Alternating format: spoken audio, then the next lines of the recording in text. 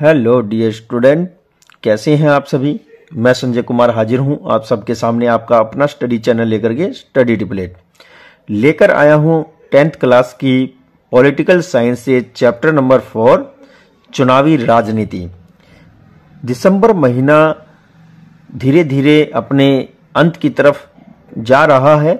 इसी के साथ ही वर्ष 2023 भी हमें अलविदा कहने को तैयार है और अब नए साल की शुरुआत होगी। 2024 होगा और आपके फाइनल एग्जाम नज़दीक आ रहे हैं। इसी को मद्देनजर रखते हुए मैं आप लोगों की 10th क्लास की पोल साइंस से चैप्टर नंबर 4 चुनावी राजनीति को लेकर के आया हूं। इस चैप्टर में हम लाइन टू लाइन इस चैप्टर को समझने का प्रयास करेंगे। एक्सप्लेनेशन ऐसा होगा कि हम हार्ड से इजी लेवल तक जाएंगे। तो हम यहाँ पर सरलीकरण करने जा रहे हैं अपने चैप्टर का। तो आपसे अनुरोध करता हूं कि कृपया करके आप एकाग्रचित्त होकर के इस वीडियो को अवश्य सुने, देखे, समझे और अगर वीडियो आपको अच्छी लगे तो लाइक, कमेंट, शेयर जरूर करें। तो आइए देखते हैं। सबसे पहले यहाँ पर चुनावी राजनीति के विषय में हम देखते हैं।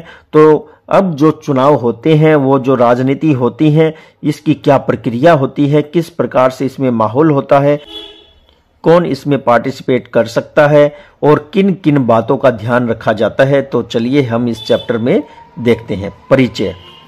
दूसरे अध्याय में हम पढ़ चुके हैं कि लोकतंत्र के लिए यह जरूरी नहीं है कि लोग सीधे शासन करें। आजकल लोकतंत्र का सबसे आम रूप लोगों द्वारा अपने प्रतिनिधियों द्वारा शासन चलाने का है। तो देखिए, सीधे तौर पर लोग तो शासन नहीं कर सकते, लेकिन वो क्या करते हैं, वो अपने बीच से एक प्रतिनिधि को चुन लेते हैं और उसको आगे शासन करने के लिए भेजते हैं। अपने इस अध्याय में हम पढ़ेंगे कि एक लोकतंत्र में प्रतिनिधियों का चुनाव कैसे होता है। तो हम ये जानेंगे कि हम इन प्रतिनिधियों को चुनते कैसे हैं। हम अध्याय की शुरुआत यह समझने से करेंगे कि लोकतंत्र में चुनाव क्यों इतनी जरूरी और उपयोगी होते हैं। तो चुनाव के विषय में चर्चा करेंगे। फिर इसमें हम इस बात की भी जानकारी मिलेगी कि विभिन्न दलों की चुनावी प्रतिद्वंदिता से किस तरह जनता को लाभ पहुंचता है। फिर हम यह भी देखेंगे कि किसी चुनाव के पूर्णतया लोकतांत्रिक होने में किन किन चीजों की जरूरत होती है। इसी के सहारे हम लोकतांत्रिक और गैर लोकतांत्रिक चुनावों में अंतर समझ पाएंगे। तो ये सारी बातें और ये सारी प्रक्रिया हम यहाँ पर देखेंगे, समझेंगे और फिर इसके साथ इस अध्याय में शेष भाग में हम इन्हीं मानकों के आधार पर भारत में अब तक हुए चुनावों का मूल्यांकन करेंगे। इसके लिए हम चुनाव के सभी चरणों, इसमें विभिन्न चुनाव क्षेत्रों के सीमा निर्धारण से लेकर के चुनाव परिणामों की घोषणा तक शामिल है। तो किस तरह से चुनाव क्षेत्र को निर्धारित किया जाता है, वहां पर सीटें बांटी जाती हैं और किस तरह से चुनाव लड़े जाते हैं और फिर उनका परिणाम घोषित किया जाता है। इन सब पर हम नजर डालेंगे। प्रत्येक चरण के अंत में हम यह सवाल पूछेंगे कि क्या होना चाहिए और प्रत्यक्ष चुनाव में क्या होता है। और इस अध्याय के आखिर में हम यह सवाल उठाएंगे कि भारत में अब तक हुए चुनाव निष्पक्ष और स्वतंत्र ढंग से हुए हैं या नहीं। अतः मैं अंत में हम निष्पक्ष और स्वतंत्र चुनाव कराने में चुनाव आयोग की भूमिका के बारे में भी चर्चा करेंगे। तो यहाँ पर चुनाव के विषय में सबसे अहम रोल रहता है हमारे इलेक्शन कमीशन का। तो आइए हम सबसे पहले चर्चा करते हैं चुनाव क्यों, मतलब चुनाव होने ही क्यों चाहिए। तो हरियाणा के विधानसभा चुनाव के विषय में हम चर्चा करते हैं। आधी रात के बाद का समय है। पिछले 5 घंटे से शहर के चौराहे के पास खड़ी भीड़ अपने प्रिय नेता के आने का इंतजार कर रही है। सभा के आयोजक बार बार भीड़ को यही भरोसा दिला रहे हैं कि नेताजी बस अब आने ही वाले हैं। तो देखिए, हमारे हरियाणा में जब चुनाव होते हैं तो माहौल कैसा होता है वो बताया गया है कि किसी चौराहे पर लोगों की भीड़ इकट्ठी है और वो अपने नेता के आने का इंतजार कर रही है, और उस प्रोग्राम का आयोजन जिन्होंने किया है वो बार बार लोगों को बांधे रखने का प्रयास करती है कि कहीं भीड़ छट न जाए, तो कहते हैं कि नेताजी आने वाले हैं। जब भी कोई गाड़ी भीड़ के पास गुजरती तो लोग अपने प्रिय नेता के दर्शनों की उम्मीद में उठ खड़े होते थे। तो आलम ऐसा था कि कोई भी गाड़ी जब उस भीड़ के पास से जाती थी तो लोग सभी खड़े हो जाते थे, यह सोचकर कि नेताजी आ गए और उनका हम दर्शन कर सकें। बार बार उन्हें यही लगता है कि वे आ गए हैं। फिर आगे देखिए, ये प्रमुख नेता है श्री देवीलाल। तो हमारे जन नायक जो देवीलाल हुए हैं, किसान हितैषी नेता हुए हैं, हरियाणा की माटी के ये एकमात्र ऐसे लाल राजनेता हुए हैं जो सर्वोच्च पद तक पहुंचे हैं हरियाणा की तरफ से, और वो था उप प्रधानमंत्री पद। मिल तो रहा था इनको प्रधानमंत्री का पद, पर इन्होंने अपने निरक्षर होने की वजह से उप प्रधानमंत्री बनना ही स्वीकार किया। हरियाणा संघर्ष समिति के प्रमुख जो गुरुवार की उस रात को करनाल में भाषण देने के लिए आने वाले हैं। 76 वर्षीय इस नेता के पास आजकल जरा भी फुर्सत नहीं है। उसका राजनीतिक कार्यक्रम सुबह 8 बजे शुरू होता है और रात के 11 बजे तक चलता है। आज सुबह वे 9 चुनावी सभाओं को संबोधित कर चुके हैं। पिछले 23 महीनों से वे लगातार जनसभाएं कर रहे हैं और चुनाव की तैयारियों में लगे हुए हैं। तो ये एक राजनेता के जीवन के विषय में बताया है कि किस तरह से एक राजनेता अपना चुनाव के समय शेड्यूल बनाते हैं और वो इतने बिजी हो जाते हैं। आजकल आप भी देखते होंगे कि जैसे ही चुनाव नजदीक आते हैं तो प्रत्येक आपके लोकल लीडर जो है वो अपना प्रभाव डालना शुरू करते हैं जनता पर, झूठे सच्चे वादे करते हैं, केंद्र से भी मंत्रियों को बुलाते हैं, कभी कभी तो डांस वगैरह भी प्रोग्राम करवाते हैं, और कुछ जो हीरोज हैं, जो हीरो हीरोइन हैं, जो सेलिब्रिटीज हैं, उनको भी इनमें शामिल करते हैं। तो देखिए, आपको हर तरह से प्रभावित करने का प्रयास करती है ये चुनावी राजनीति। यह 1987 में हरियाणा राज्य में हुए विधानसभा चुनावों से जुड़ी एक अखबार की खबर है। राज्य में 1982 से कांग्रेस पार्टी की अगुवाई वाली सरकार थी। तब एक विपक्षी नेता चौधरी देवीलाल ने न्याय युद्ध नाम का एक आंदोलन चलाया और लोक दल नाम से अपनी एक नई पार्टी का गठन किया। ठीक है, उनकी पार्टी ने चुनाव में कांग्रेस के खिलाफ अन्य जो विपक्ष नेता थे ना, उनको अपने साथ मिला लिया था। तो देखते हैं आगे क्या बताया गया है। खिलाफ अन्य सभी विपक्षी दलों को मिलाकर एक साझा मोर्चा बनाया। अपने चुनावी प्रचार में देवीलाल ने घोषणा की कि अगर उनकी पार्टी चुनाव जीतकर सत्ता में आती है तो वे किसानों और छोटे व्यापारियों के बकाया ऋण माफ कर देंगे। उन्होंने कहा कि उनकी सरकार पहला काम यही करेगी। तो यहाँ पर देवीलाल जी ने अपने श्रोताओं को ये आश्वासन दिया और उनसे वादा किया कि हमारी पार्टी चुनाव जीतती है और सरकार बनाते हैं तो हम सबसे पहले छोटे किसान और व्यापारियों का कर्ज जो है वो माफ कर देंगे। आगे क्या कहते हैं, लोग तकनीक कांग्रेस सरकार से नाखुश थे। तो यहाँ कह रहे हैं लोग तत्कालीन कांग्रेस सरकार से नाखुश थे। वे देवीलाल द्वारा दिए गए वायदों के तरफ आकर्षित हुए, इसलिए जब चुनाव हुए तो उन्होंने लोकदल और उसके सहायक पार्टियों के पक्ष में जमकर मतदान किया। लोकदल और उसके सहयोगी दलों को राज्यसभा की कुल 90 सीटों में से राज्य विधानसभा की कुल 90 सीटों में से 76 पर जीत हासिल हुई। अकेले लोकदल को 60 सीटें मिली और उसे स्पष्ट बहुमत प्राप्त हुआ। उन चुनाव में कांग्रेस के हाथ सिर्फ 5 सीटें ही लगी। तो शर्मनाक हार हुई थी कांग्रेस की उस समय के दौरान, और 90 सीटें टोटल थी। उनमें से 60 सीट लोकदल को मिली, बाकी उसके सहयोगी दल को मिली, और फिर 5 सीटें केवल कांग्रेस को मिलती हैं।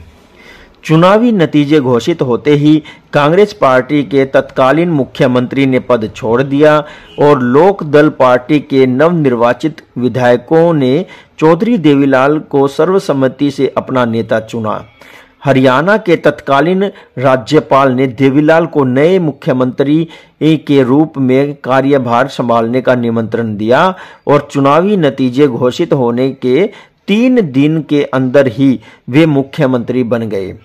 मुख्यमंत्री पद की शपथ लेते ही उनकी सरकार ने छोटे किसान, खेतीहर मजदूरों और छोटे व्यापारियों के बकाया ऋण को माफ करने का आदेश जारी किया।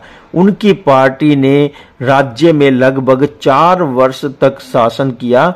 हरियाणा में अगले विधानसभा चुनाव 1991 में हुए और इन चुनाव में उनकी पार्टी के लोगों का भरपूर समर्थन नहीं मिला। कांग्रेस पार्टी ने चुनाव जीता और हरियाणा में अपनी सरकार बनाई। तो देखिए फिर से जो है कांग्रेस पार्टी चुनाव को जीत जाती है, यहाँ पर बताया गया है, और हरियाणा में कांग्रेस की सरकार फिर से लौट कर आ जाती है। तो यहाँ पर देखिए क्या क्या बातें बताई गई हैं, आओ करके सीखें। तो इसके बाद फिर हम जानते हैं, क्या आप जानते हैं कि आपके राज्य में विधानसभा के पिछले चुनाव कब हुए थे?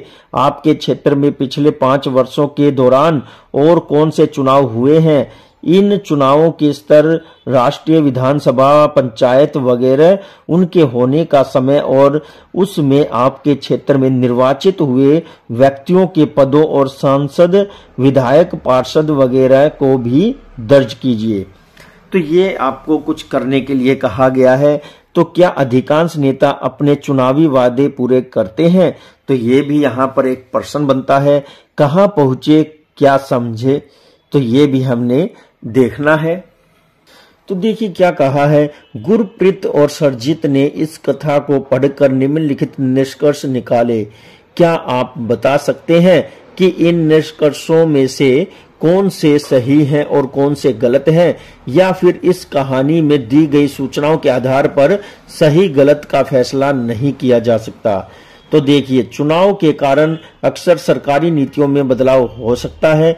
नंबर 2 है, राज्यपाल ने देवीलाल के भाषणों से प्रभावित होकर उन्हें मुख्यमंत्री पद शपथ लेने का लिया या मुख्यमंत्री पद संभालने का निमंत्रण दिया। और फिर उसके बाद है, जनता प्रत्येक शासक पार्टी से नाराज रहती है और हर अगले चुनाव में उसके खिलाफ मतदान करती है, या फिर चुनाव में ज्यादा सीटें जीतने वाली पार्टी ही सरकार बनाती है। और आगे बताया है, इन चुनावों के कारण हरियाणा का काफी आर्थिक विकास हुआ है, या चुनाव में अपनी पार्टी की हार के बाद कांग्रेसी मुख्यमंत्री को इस्तीफा देने की जरूरत नहीं थी। तो ये कुछ प्रश्न बनते हैं, आपको चुनना है इनमें से क्या रहा होगा परिणाम।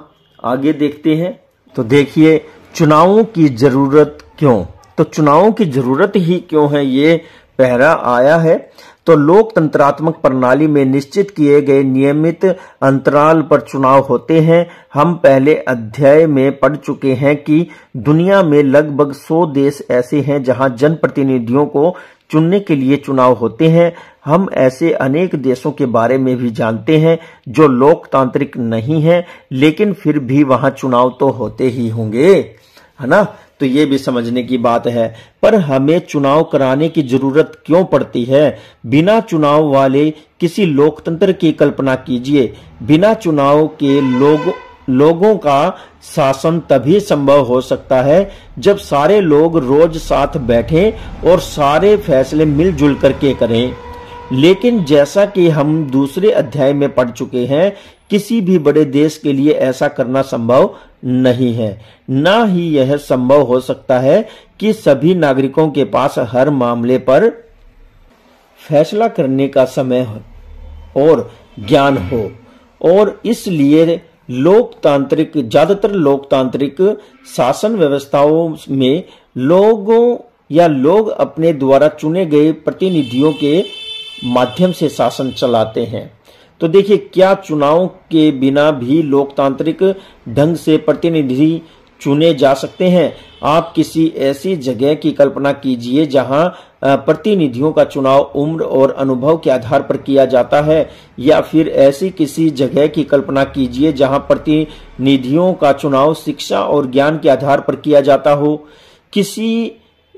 किसके पास ज्यादा अनुभव या ज्यादा ज्ञान है, इसका निर्णय करने में थोड़ी बहुत परेशानी आ सकती है, लेकिन यह अगर मान ले कि लोग मिलजुल कर इन परेशानियों को दूर कर लेंगे, तो फिर ऐसी जगहों पर चुनाव करने की जरूरत ही नहीं रहेगी।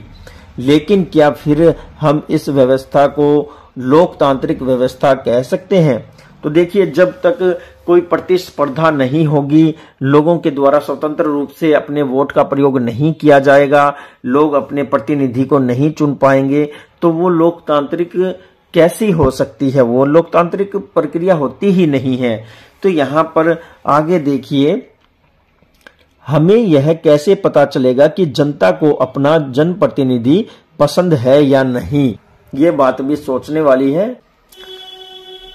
जनता को अपना जनप्रतिनिधि पसंद है या नहीं, ये तो इसी से पता चलेगा कि कितने सारे वोट उस जनप्रतिनिधि को मिलते हैं। हम यह व्यवस्था किस प्रकार करेंगे कि प्रतिनिधि जनता की इच्छा के अनुसार ही शासन करे? हम यह व्यवस्था कैसे करेंगे कि जो प्रतिनिधि जनता को पसंद न हो वे अपने पद पर न बने रहें? इसके लिए ऐसी व्यवस्था होनी चाहिए जिससे और जनता नियमित अंतराल पर अपने प्रतिनिधियों का चुनाव कर सके, और अगर पसंद न हो तो उन्हें बदला भी जा सके। इस व्यवस्था को चुनाव कहते हैं। इसी व्यवस्था को चुनाव कहते हैं माय डियर स्टूडेंट। इसलिए आजकल प्रतिनिधित्व वाले राजनीतिक लोकतंत्र में चुनाव को जरूरी समझा जाता है, और चुनाव में मतदान कई तरह से अपने प्रतिनिधियों का चुनाव करते हैं। तो मतदाता अपने प्रतिनिधियों का चुनाव करते हैं। इसमें कुछ पॉइंट दिए हुए हैं। नंबर 1, वे अपने लिए कानून बनाने वाले प्रतिनिधियों का चुनाव करते हैं। यस। नंबर 2, वे सरकार बनाने और बड़े फैसले लेने वाले प्रतिनिधियों का चुनाव करते हैं। यह भी ठीक है। नंबर 3, वे सरकार और उसके द्वारा बनाए जाने वाले कानूनों का दिशा निर्देश करने वाली पार्टी का चुनाव भी करते हैं। ये भी ठीक है। आगे क्या कहा है तो देखते हैं। चुनाव को लोकतांत्रिक मानने के आधार क्या हैं? तो हमें यह भी देखना है कि चुनाव को लोकतांत्रिक मानने के आधार क्या होने चाहिए। तो देखिए, चुनाव कई प्रकार के होते हैं। लोकतांत्रिक देशों में तो चुनाव होने जरूरी हैं, लेकिन अब तो अधिकांश गैर लोकतांत्रिक देशों में भी किसी न किसी तरह के चुनाव होने लगे हैं। सो चुनाव लोकतांत्रिक हुए हैं या नहीं, यह जांचने के हमारे पास क्या पैमाने हैं? हमने दूसरे अध्याय में इस सवाल का थोड़ा सा जिक्र किया था। हमने वहां अनेक देशों में होने वाले चुनावों की चर्चा की थी, जिन्हें हम लोकतांत्रिक चुनाव नहीं मान सकते। आइए वहां पढ़ी सभी बातें जो हमने उस चैप्टर में पढ़ी थी, वो बातें हम याद करें और लोकतांत्रिक चुनाव के लिए जरूरी शर्तों के साथ अपनी बात शुरू करें।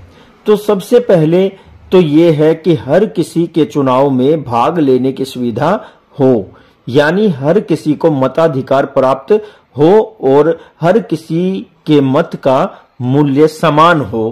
तो ये बात विशेष होती है लोकतांत्रिक चुनाव प्रणाली में। फिर दूसरा क्या है कि चुनाव में लोगों के लिए विकल्प उपलब्ध होने चाहिए।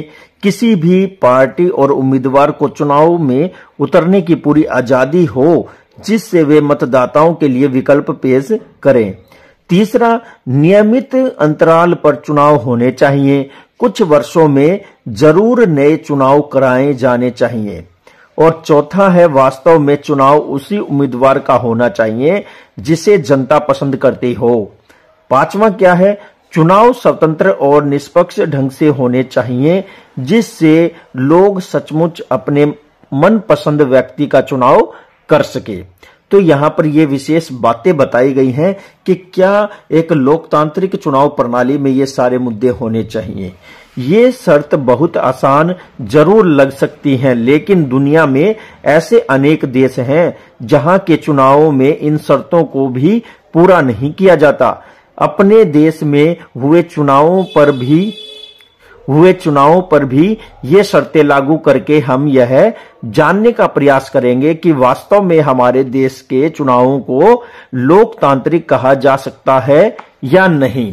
तो ये बात भी सबसे पहले हमें अपने देश की चुनाव प्रणाली पर ही लागू करके देखना होगा। अब देखिए, क्या राजनीतिक प्रतिद्वंदिता अच्छी चीज है? प्रतिद्वंदिता यानी कि कंपटीशन की बात कही गई है और ये पूछा है क्या ये प्रतिद्वंदिता अच्छी चीज है? यस। इस प्रकार हम जानते हैं कि चुनाव का तात्पर्य राजनीतिक प्रतिद्वंदिता या प्रतियोगिता से है।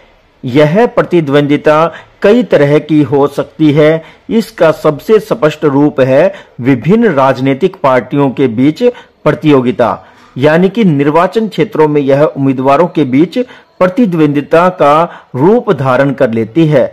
अगर उम्मीदवारों के बीच प्रतिद्वंदिता नहीं होगी तो चुनाव बेईमानी हो जाएंगे, है ना। तो चुनाव क्या होंगे? बेईमानी हो जाएंगे। तो बेईमानी का मतलब यहाँ पर क्या है कि जब प्रतिद्वंदी ही नहीं है तो कैसा चुनाव? वो व्यक्ति तो अपने आप ही जीत गया।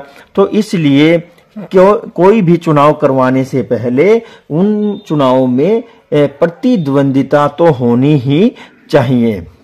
लेकिन क्या राजनीतिक प्रतिद्वंदिता होना अच्छी बात है? चुनावी प्रतिद्वंदिता में कुछ नुकसान तो निश्चित होते हैं। इससे हर बस्ती, हर घर में विभाजन जैसी स्थिति उत्पन्न हो जाती है।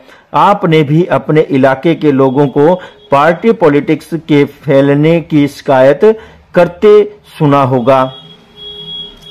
फिर विभिन्न दलों के लोग और नेता अक्सर एक दूसरे पर आरोप लगाते हैं। विभिन्न पार्टियां और उनके उम्मीदवार चुनाव जीतने के लिए तरह तरह के तरीके अपनाते हैं। कुछ लोगों का कहना है कि चुनाव जीतने का यह दबाव अच्छी राजनीति को पनपने नहीं देता। समाज और देश की सेवा करने के इच्छुक बहुत से लोगों को भी इन्हीं कारणों से राजनीति और चुनावी मुकाबले में नहीं उतरते। वे इस मुश्किल और बेढंगी लड़ाई में उतरना अच्छा नहीं मानते। तो यहाँ पर देखिए, हो ना हो, जब ये चुनावी प्रतिद्वंदिता होती है, पार्टियां होती हैं, तो जब एक परिवार में 5 सदस्य हैं तो वो अलग अलग पार्टी को फॉलो करते हैं, उनकी प्रशंसा करते हैं, तो लाजमी है वहां पर उस परिवार में या उस मोहल्ले में या उस क्षेत्र में आपस में कुछ द्वेष तो होगा ही। हमारे संविधान निर्माता ऐसी समस्याओं के बारे में जानते थे, फिर भी उन्होंने भविष्य के नेताओं के निर्वाचन के लिए मुक्त चुनावी प्रणाली का ही चयन किया। उन्होंने ऐसा इसलिए किया क्योंकि दीर्घकालिक रूप से ऐसी ही व्यवस्था बेहतर काम कर सकती है। एक आदर्श दुनिया के राजनीतिक नेताओं को भी मालूम होता है कि किन चीजों में लोगों के हित सुरक्षित हैं, तथा ये सभी नेता लोगों की सेवा करने के लिए ही राजनीति में आते हैं। तो ये सारी बातें पहले से ही हमारे संविधान निर्माताओं ने सोच रखी थी, पर वास्तविक जीवन में ऐसा नहीं होता। अन्य देशों या अन्य पेशों के लोगों के समान दुनिया भर के सभी नेताओं को भी आगे बढ़ने की और अपने भविष्य संवारने की चिंता होती है।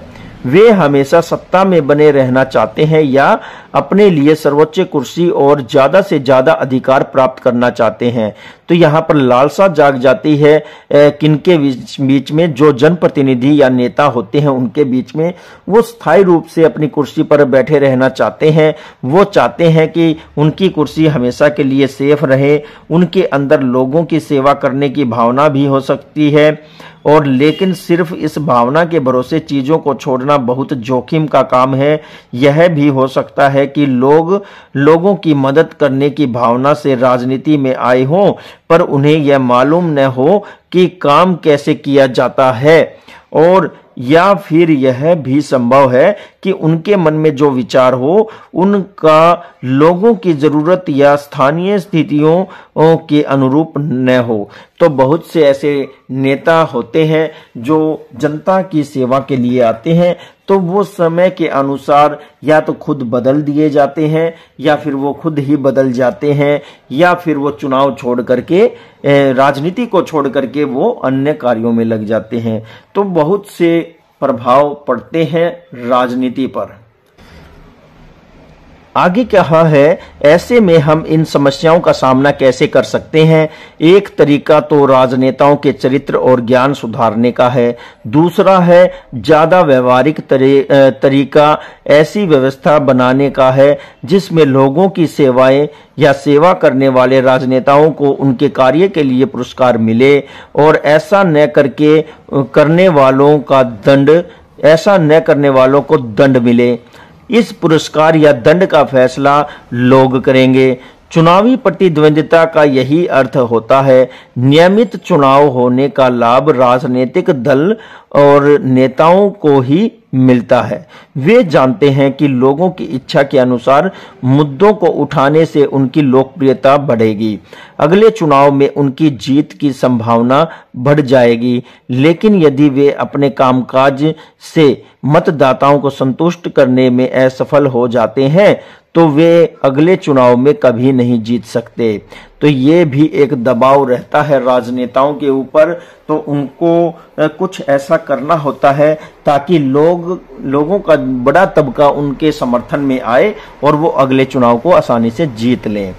तो इसलिए यदि कोई राजनीतिक पार्टी सिर्फ सत्ता हासिल करने की इच्छा से ही आगे आई है तो मजबूरन उसे भी जनता की सेवा करनी पड़ेगी। तो ये बहुत ही बढ़िया बात बताई है। बाजार भी कुछ इस तरह से काम करता है। भले ही कोई दुकानदार सिर्फ अपने फायदे के बारे में ही सोचता हो, लेकिन फिर भी उसे ग्राहक को मजबूरन अच्छा सौदा देना ही पड़ता है। अगर वह ऐसा नहीं करेगा तो ग्राहक दूसरी दुकान पर चला जाएगा। इसी तरह हो सकता है कि राजनीतिक मुकाबले में भी कुछ भेदभाव पनपे और लोगों में आपसी मनमुटाव पैदा हो, लेकिन आखिरकार राजनीतिक दल और इनके नेताओं को लोगों की सेवा करनी ही पड़ेगी। तो यहाँ पर मजबूरी में ही सही, पर राजनीतिक लोगों को या पार्टियों को और नेताओं को लोगों की सेवा तो करनी ही पड़ेगी। तो देखते हैं आगे क्या बताया गया है। आगे है चुनाव की हमारी प्रणाली क्या है। तो चुनाव की प्रणाली के विषय में जानते हैं। तो सबसे पहले चुनाव की जो प्रणाली है उसके विषय में जानते हैं। क्या हमारे देश में सभी चुनाव लोकतांत्रिक तरीके से होते हैं? इस सवाल के जवाब के लिए आइए देखें कि भारत में चुनाव किस प्रकार होते हैं। भारत में लोकसभा और विधानसभाओं के चुनाव प्रत्येक 5 वर्ष बाद होते हैं। 5 साल बाद चुने गए सभी जनप्रतिनिधियों का कार्यकाल समाप्त हो जाता है। अवधि समाप्त होते ही लोकसभा और विधानसभाएं भंग हो जाती हैं। इसके बाद सभी निर्वाचन क्षेत्रों में एक ही दिन या एक थोड़े से अंतराल में अलग अलग दिन चुनाव होते हैं। इसे आम चुनाव कहते हैं। कई बार किसी सदस्य की मृत्यु हो जाने या इस्तीफा देने पर खाली हुए सिर्फ एक ही क्षेत्र में चुनाव होते हैं। इसे उपचुनाव कहते हैं। तो माय डियर स्टूडेंट, जो पूरे क्षेत्र में पूरे राज्य भर में चुनाव होते हैं एक ही दिन, तो वो होते हैं आम चुनाव। और जब किसी कारणवश कोई सीट खाली हो जाए, किसी क्षेत्र में केवल किसी क्षेत्र विशेष में ही चुनाव होते हैं तो उसे कहते हैं उपचुनाव। इसके बाद है चुनाव क्षेत्र। चुनाव क्षेत्र क्या होता है इसके विषय में जानते हैं। आप जानते हैं कि हरियाणा की जनता ने 90 विधायकों का चुनाव किया। आप यह सोच रहे होंगे कि उन्होंने ऐसा कैसे किया। तो देखिए, ये कर्नाटक राज्य के विषय में कुछ बताया है, गुलबर्ग जिला, ये सब हम देखते हैं।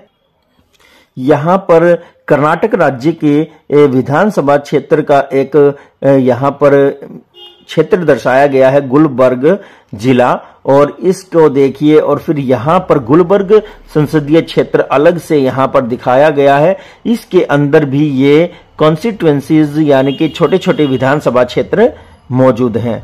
तो गुलबर्ग के क्षेत्र के विषय में जानेंगे क्या कहा।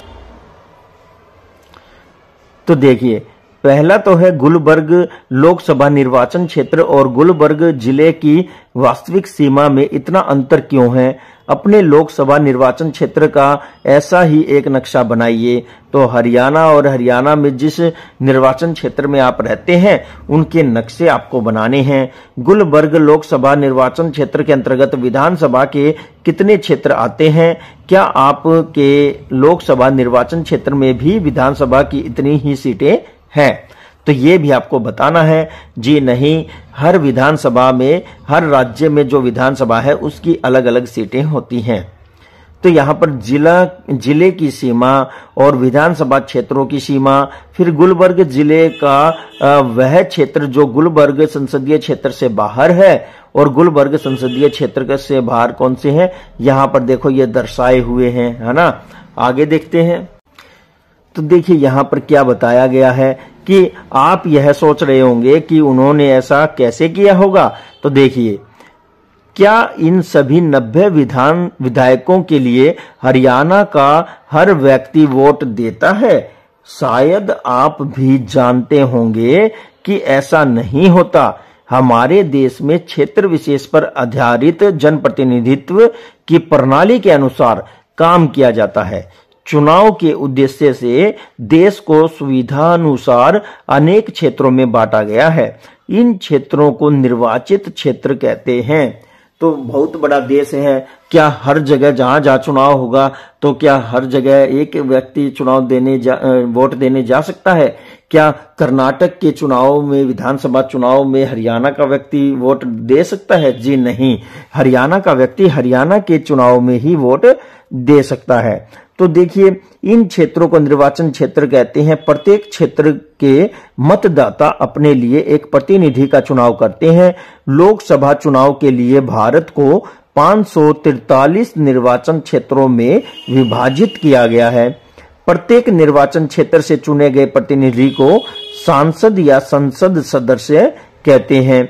और लोकतांत्रिक चुनाव में हर वोट का बराबर मूल्य होता है। इसलिए हमारे संविधान में यह व्यवस्था की गई है कि प्रत्येक चुनाव क्षेत्र में मतदाताओं की संख्या एक समान हो। तो देखिए, यही बात समझाई गई है कि सबसे पहले तो मतदान जो है ना, मतदाता की सूची बनाई जाती है उस क्षेत्र की, और मतदान क्षेत्र निर्धारित किए जाते हैं। फिर वहां पर चुनाव करवाए जाते हैं, आचार संहिता भी लगती है। इस चैप्टर में हम सब कुछ जानेंगे। इसके बाद और देखते हैं आगे क्या बताया गया है। बताया गया है, इसी प्रकार हर राज्य को उसकी विधानसभा सीटों के आधार पर बांटा गया है। इन सीटों से चुने गए प्रतिनिधियों को विधायक या विधानसभा सदस्य कहते हैं। प्रत्येक संसदीय निर्वाचन क्षेत्र में विधानसभा के कई निर्वाचन क्षेत्र शामिल किए गए हैं। पंचायतों और नगरपालिकाओं के चुनाव में भी यही तरीका अपनाया गया है। जो हमारे ग्रामीण क्षेत्रों में पंचायतें और नगरपालिकाएं होती हैं, उनको गठित करने का भी यही तरीका अपनाया गया है। ग्रामीण क्षेत्र में पंचायत के चुनाव होते हैं, तो कस्बा और शहरी क्षेत्रों में नगरपालिका के चुनाव होते हैं। वहां ग्रामीण क्षेत्रों में जीतने वाले को पंच कहा जाता है, और शहरी और कस्बा क्षेत्र में जीतने वाले प्रतिनिधि को पार्षद कहा जाता है। प्रत्येक पंचायत को कई वार्डों में बांटकर छोटे छोटे निर्वाचन क्षेत्र बनाए जाते हैं। प्रत्येक वार्ड से पंचायत और नगरपालिका के लिए एक एक सदस्य चुना जाता है। इन निर्वाचन क्षेत्रों को सीट भी कहते हैं क्योंकि प्रत्येक क्षेत्र विधानसभा या संसद की एक सीट का ही प्रतिनिधित्व करता है। इसलिए जब हम यह कहते हैं कि लोक दल ने हरियाणा में 60 सीटें जीती, तो इसका अर्थ है कि विधानसभा के 60 निर्वाचन क्षेत्रों को लोक दल के 60 उम्मीदवार जीतकर राज्य विधानसभा में पहुंचे, है ना। अब आप लोगों को समझ में आ गया होगा कि किस तरह से ये चुनावों को अरेंज किया जाता है, कि किस तरह से इन चुनावों को अरेंज किया जाता है। एक चुनाव में, एक क्षेत्र विशेष के चुनाव में बहुत सारे जनप्रतिनिधि अपना पर्चा भरते हैं, चुनाव लड़ते हैं, कंपटीशन होता है और जनता अपना वोट देती है। उनमें से सबसे ज्यादा वोट जिसको मिलते हैं वही जनप्रतिनिधि बनता है उस सीट से। तो देखिए, आरक्षित निर्वाचन क्षेत्र। आरक्षित निर्वाचन क्षेत्र क्या होता है जानते हैं। हमारे संविधान में प्रत्येक नागरिकों को अपना प्रतिनिधि चुनने और जनप्रतिनिधि चुने जाने का अधिकार दिया गया है। लेकिन शायद हमारे संविधान निर्माता जानते थे कि एक खुले चुनावी मुकाबले में कुछ कमजोर समूह के लोगों का लोकसभा और विधानसभाओं में पहुंच पाना संभव न हो पाए। संभव हो सकता है कि चुनाव में खड़ा होने और जीतने के लिए जरूरी संसाधन, शिक्षा और संपर्क उनके पास हो ही नहीं, तो संसाधन संपन्न प्रभावशाली लोग उनको चुनाव लड़ने और चुनाव जीतने से रोक भी सकते हैं। अगर वास्तव में ऐसा होता है तो संसद और विधानसभाओं में हमारी आबादी के एक बड़े हिस्से की आवाज कभी नहीं पहुंच पाएगी। इससे हमारे लोकतांत्रिक जनप्रतिनिधि का चरित्र ही कमजोर हो जाएगा और यह व्यवस्था कम लोकतांत्रिक हो जाएगी। तो पहले से ही जो हमारा संविधान है उसको गठित करते समय ही ऐसा प्रावधान कर दिया गया था कि हमारे देश के प्रत्येक तबके के लोग अपने क्षेत्र में चुनाव लड़ने के अधिकार पा सके। इसलिए भारत के संविधान निर्माताओं ने संविधान में कमजोर वर्गों के लोगों के लिए आरक्षित निर्वाचन क्षेत्र की विशेष व्यवस्था की सोची। इसलिए कुछ चुनाव क्षेत्रों को अनुसूचित जातियों के लोगों के लिए और कुछ क्षेत्रों को अनुसूचित जनजाति के लोगों के लिए आरक्षित कर दिया। अनुसूचित जाति के लिए आरक्षित की गई सीट के लिए होने वाले चुनावों में केवल अनुसूचित जाति का व्यक्ति ही भाग ले सकता है। ठीक इसी तरह से सिर्फ अनुसूचित जनजाति के व्यक्ति ही अनुसूचित जनजाति के लिए आरक्षित किए गए चुनाव और क्षेत्र से चुनाव लड़ सकता है। लोकसभा की आरक्षित की गई 120 सीटों में से 79 सीटें अनुसूचित जातियों के लिए हैं और 41 सीटें अनुसूचित जनजातियों के लिए आरक्षित हैं। ये सीटें पूरी आबादी में इन समूहों से या इन समूहों के प्रतिशत के आधार पर आरक्षित की गई हैं। इसलिए अनुसूचित जातियों और जनजातियों के लिए आरक्षित सीटें किसी अन्य समूहों के हिस्से से कुछ नहीं लेती। तो देखिए, बहुत ही बढ़िया बात बताई है कि जो चुनाव होते हैं उनमें गरीबों को या जो पिछड़े हुए लोग हैं, जातियां हैं, उनको भी पूरा सहयोग और वो भी अपना चुनाव लड़ सके, तो उसके लिए सीटें जो हैं आरक्षित की गई हैं। पूरे लोकसभा सीटें 543 हैं और उन 543 सीटों में से 120 सीटों को आरक्षित किया गया है, जिनमें से 79 यानी कि 79 सीटें अनुसूचित जातियों के लिए है और 41 सीट जो हैं वे अनुसूचित जनजातियों के लिए है। तो देखिए, कमजोर समूहों के लिए जो है आरक्षण की इस व्यवस्था को बाद में जिला और स्थानीय स्तरों पर भी लागू किया गया।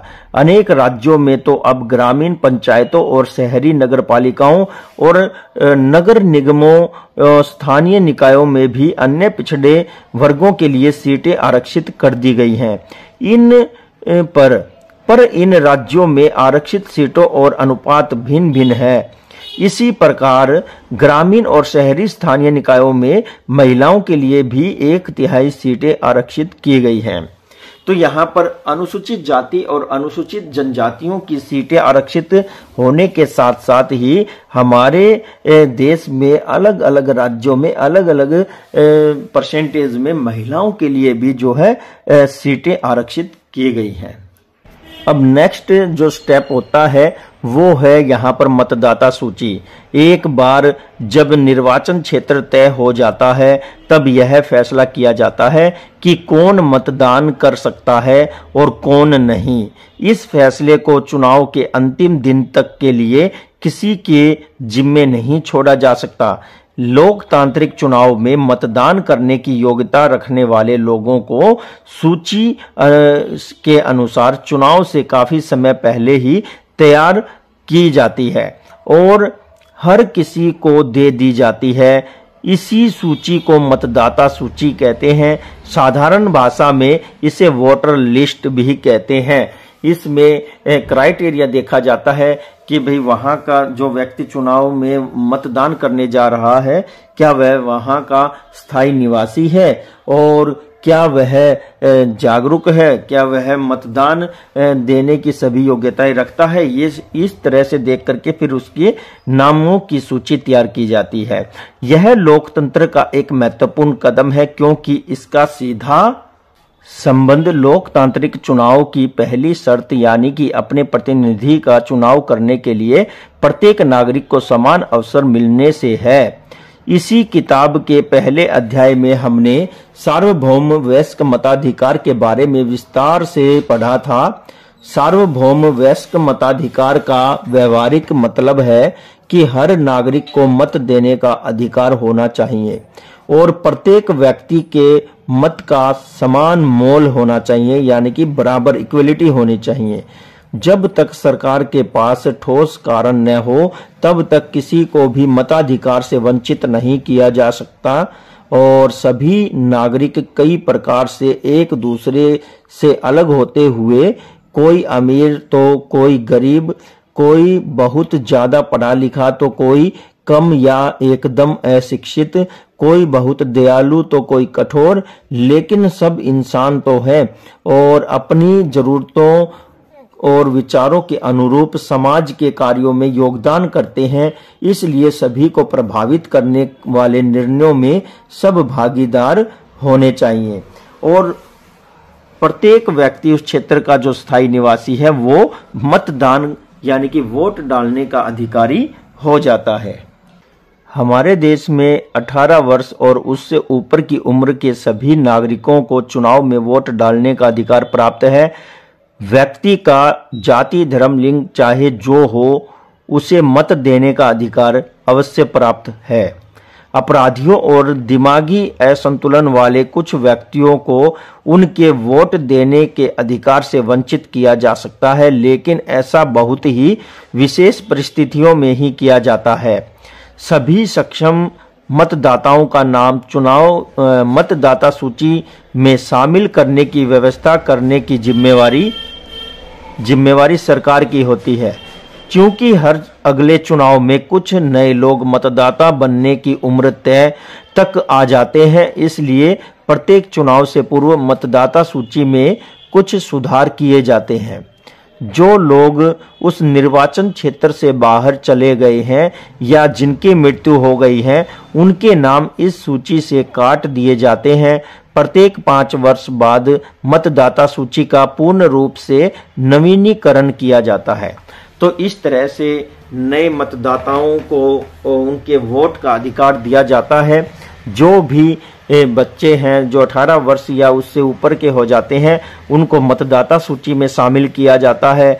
बहुत से जो हैं बुजुर्ग वो मर जाते हैं, उनके नाम मतदाता सूची से काट दिए जाते हैं। ऐसा मतदाता सूची को एकदम सही रखने के लिए किया जाता है और सरकार के पिछले कुछ वर्षों से चुनाव में फोटो पहचान पत्र की एक नई व्यवस्था लागू की गई है। सरकार ने मतदाता सूची में शामिल सभी लोगों को यह पहचान पत्र देने की कोशिश की है। वोट देने के लिए जाते समय मतदाता को यह पहचान पत्र अपने साथ ले जाना होता है ताकि किसी एक का वोट कोई दूसरा न डाल सके। लेकिन मतदाता या मतदान के लिए अभी तक इस कार्ड को अनिवार्य नहीं किया गया है। मतदाता अपना राशन कार्ड या ड्राइविंग लाइसेंस दिखाकर भी मतदान कर सकता है।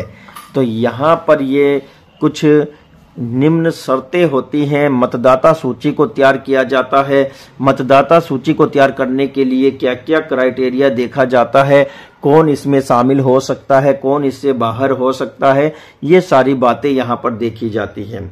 अब हमारी चुनावी राजनीति जो ये चैप्टर है, इसके अगले जो हमारे पैराग्राफ रहने वाले हैं उसमें उम्मीदवारों का नामांकन है, आचार संहिता है, चुनाव प्रचार है और फिर उसी के बाद ही चुनाव घोषणा पत्र है। इन सभी विषयों पर हम चर्चा करेंगे।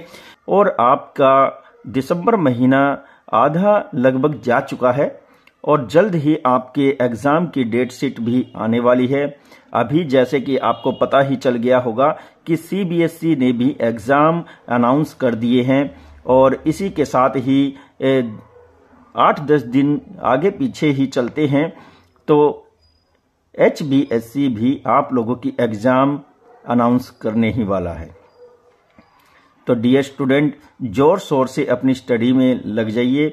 एक भी ऐसा चैप्टर और ऐसा क्वेश्चन तथा एक भी ऐसा शब्द न छोड़े जिसका अर्थ आपको न पता हो, जो समझ में न आ रहा हो।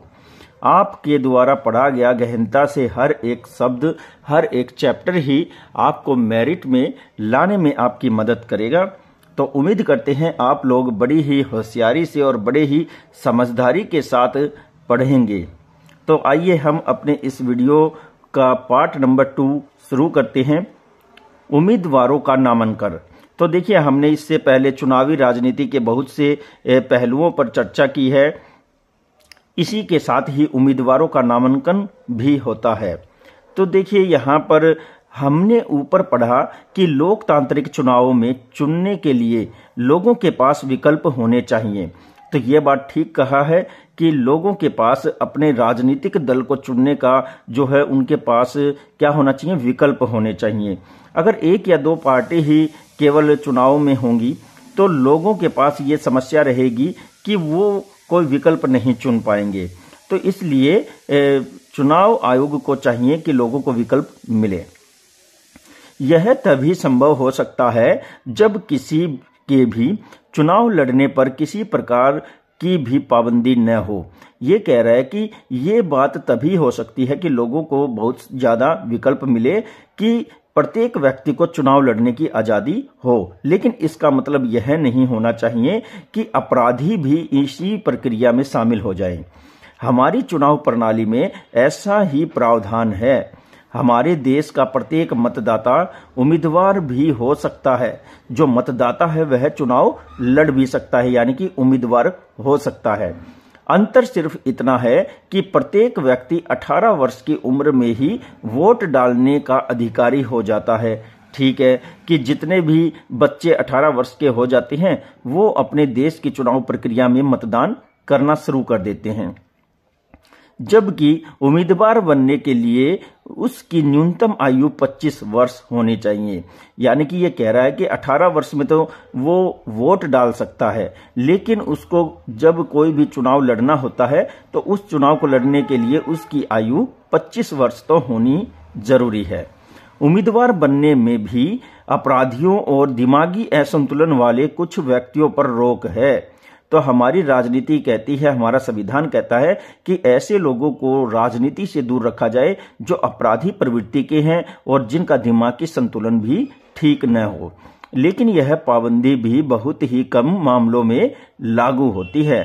तो यहाँ पर परसेंटेज देखी जाती है कि भाई दिमागी असंतुलन कितना परसेंट उसका बिगड़ा हुआ है या अपराध किस तरह का है ना। सभी राजनीतिक पार्टियां अपने अपने उम्मीदवार मनोनीत करती है जिन्हें संबंधित पार्टी का चुनाव चिन्ह और समर्थन मिलता है।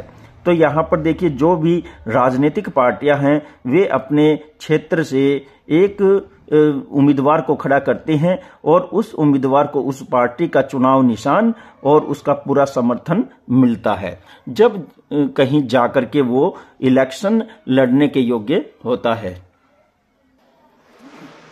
तो आइए यहाँ हम डियर स्टूडेंट अपने भारत के मैप के द्वारा समझने का प्रयास करते हैं कि किस तरह से हमारे चुनावी क्षेत्र हैं और वहाँ पर किस तरह से अनुसूचित जातियां और अनुसूचित जनजातियों के लिए ये सीटें आरक्षित हैं। तो जैसा कि आप जानते हैं कि ये हमारे भारत का जो है पॉलिटिकल मैप है। इस मैप के अंदर आपको कुछ दृश्य दिखाई दे रहे होंगे जो बिल्कुल ही वाइट हैं, और ये जो वाइट दृश्य हैं यहाँ पर क्या है कि ये कुछ स्पेशल जगह हैं।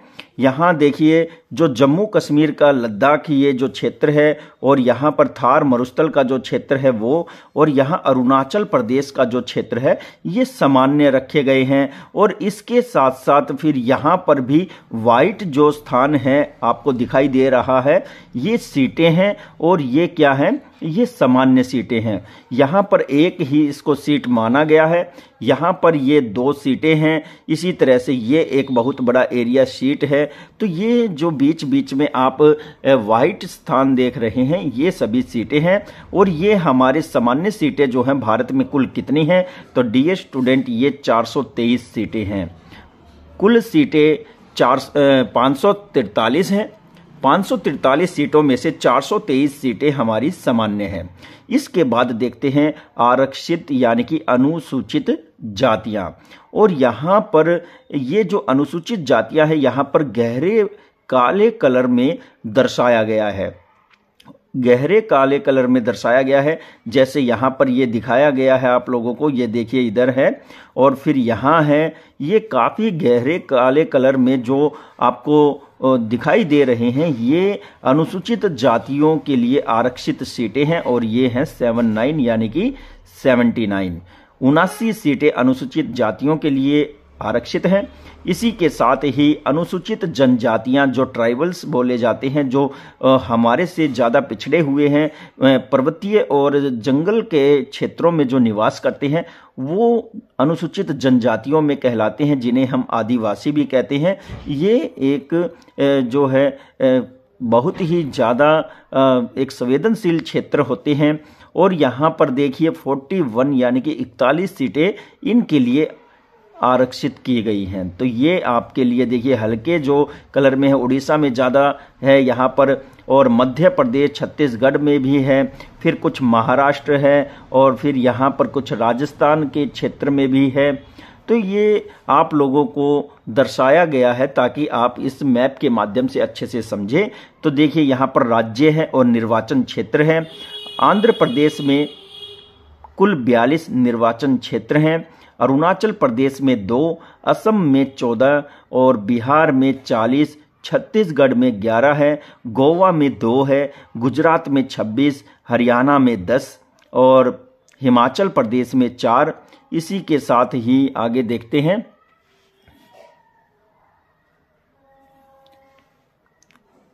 जम्मू कश्मीर में 6, झारखंड में 14 और फिर है कर्नाटक राज्य में 28। कर्नाटक के बाद आप देख सकते हैं केरल राज्य में 20 है, मध्य प्रदेश में 29, महाराष्ट्र में 48, अब तक की सबसे ज़्यादा लोकसभा सीटें महाराष्ट्र में हैं, मणिपुर में 2, मेघालय में 2, नागालैंड में 1, उड़ीसा में 21, पंजाब में 13, राजस्थान में 25, सिक्किम में 1, तमिलनाडु में 39, त्रिपुरा में 2 और उत्तर प्रदेश में 80। अब तक की यानी कि पूरे भारत की सबसे ज़्यादा लोकसभा सीटें उत्तर प्रदेश में है, और कितनी है 80। उत्तरांचल में 5 है और पश्चिम बंगाल में है 42। फिर यहाँ पर केंद्र शासित प्रदेश भी दर्शाए हुए हैं। अंडमान निकोबार और ये जो द्वीप समूह है इसके लिए 1, चंडीगढ़ के लिए 1, दादरा नगर हवेली के लिए 1, दमन और दीव के लिए 1, दिल्ली के लिए 7, लक्षद्वीप के लिए 1 और पंडिचेरी के लिए 1।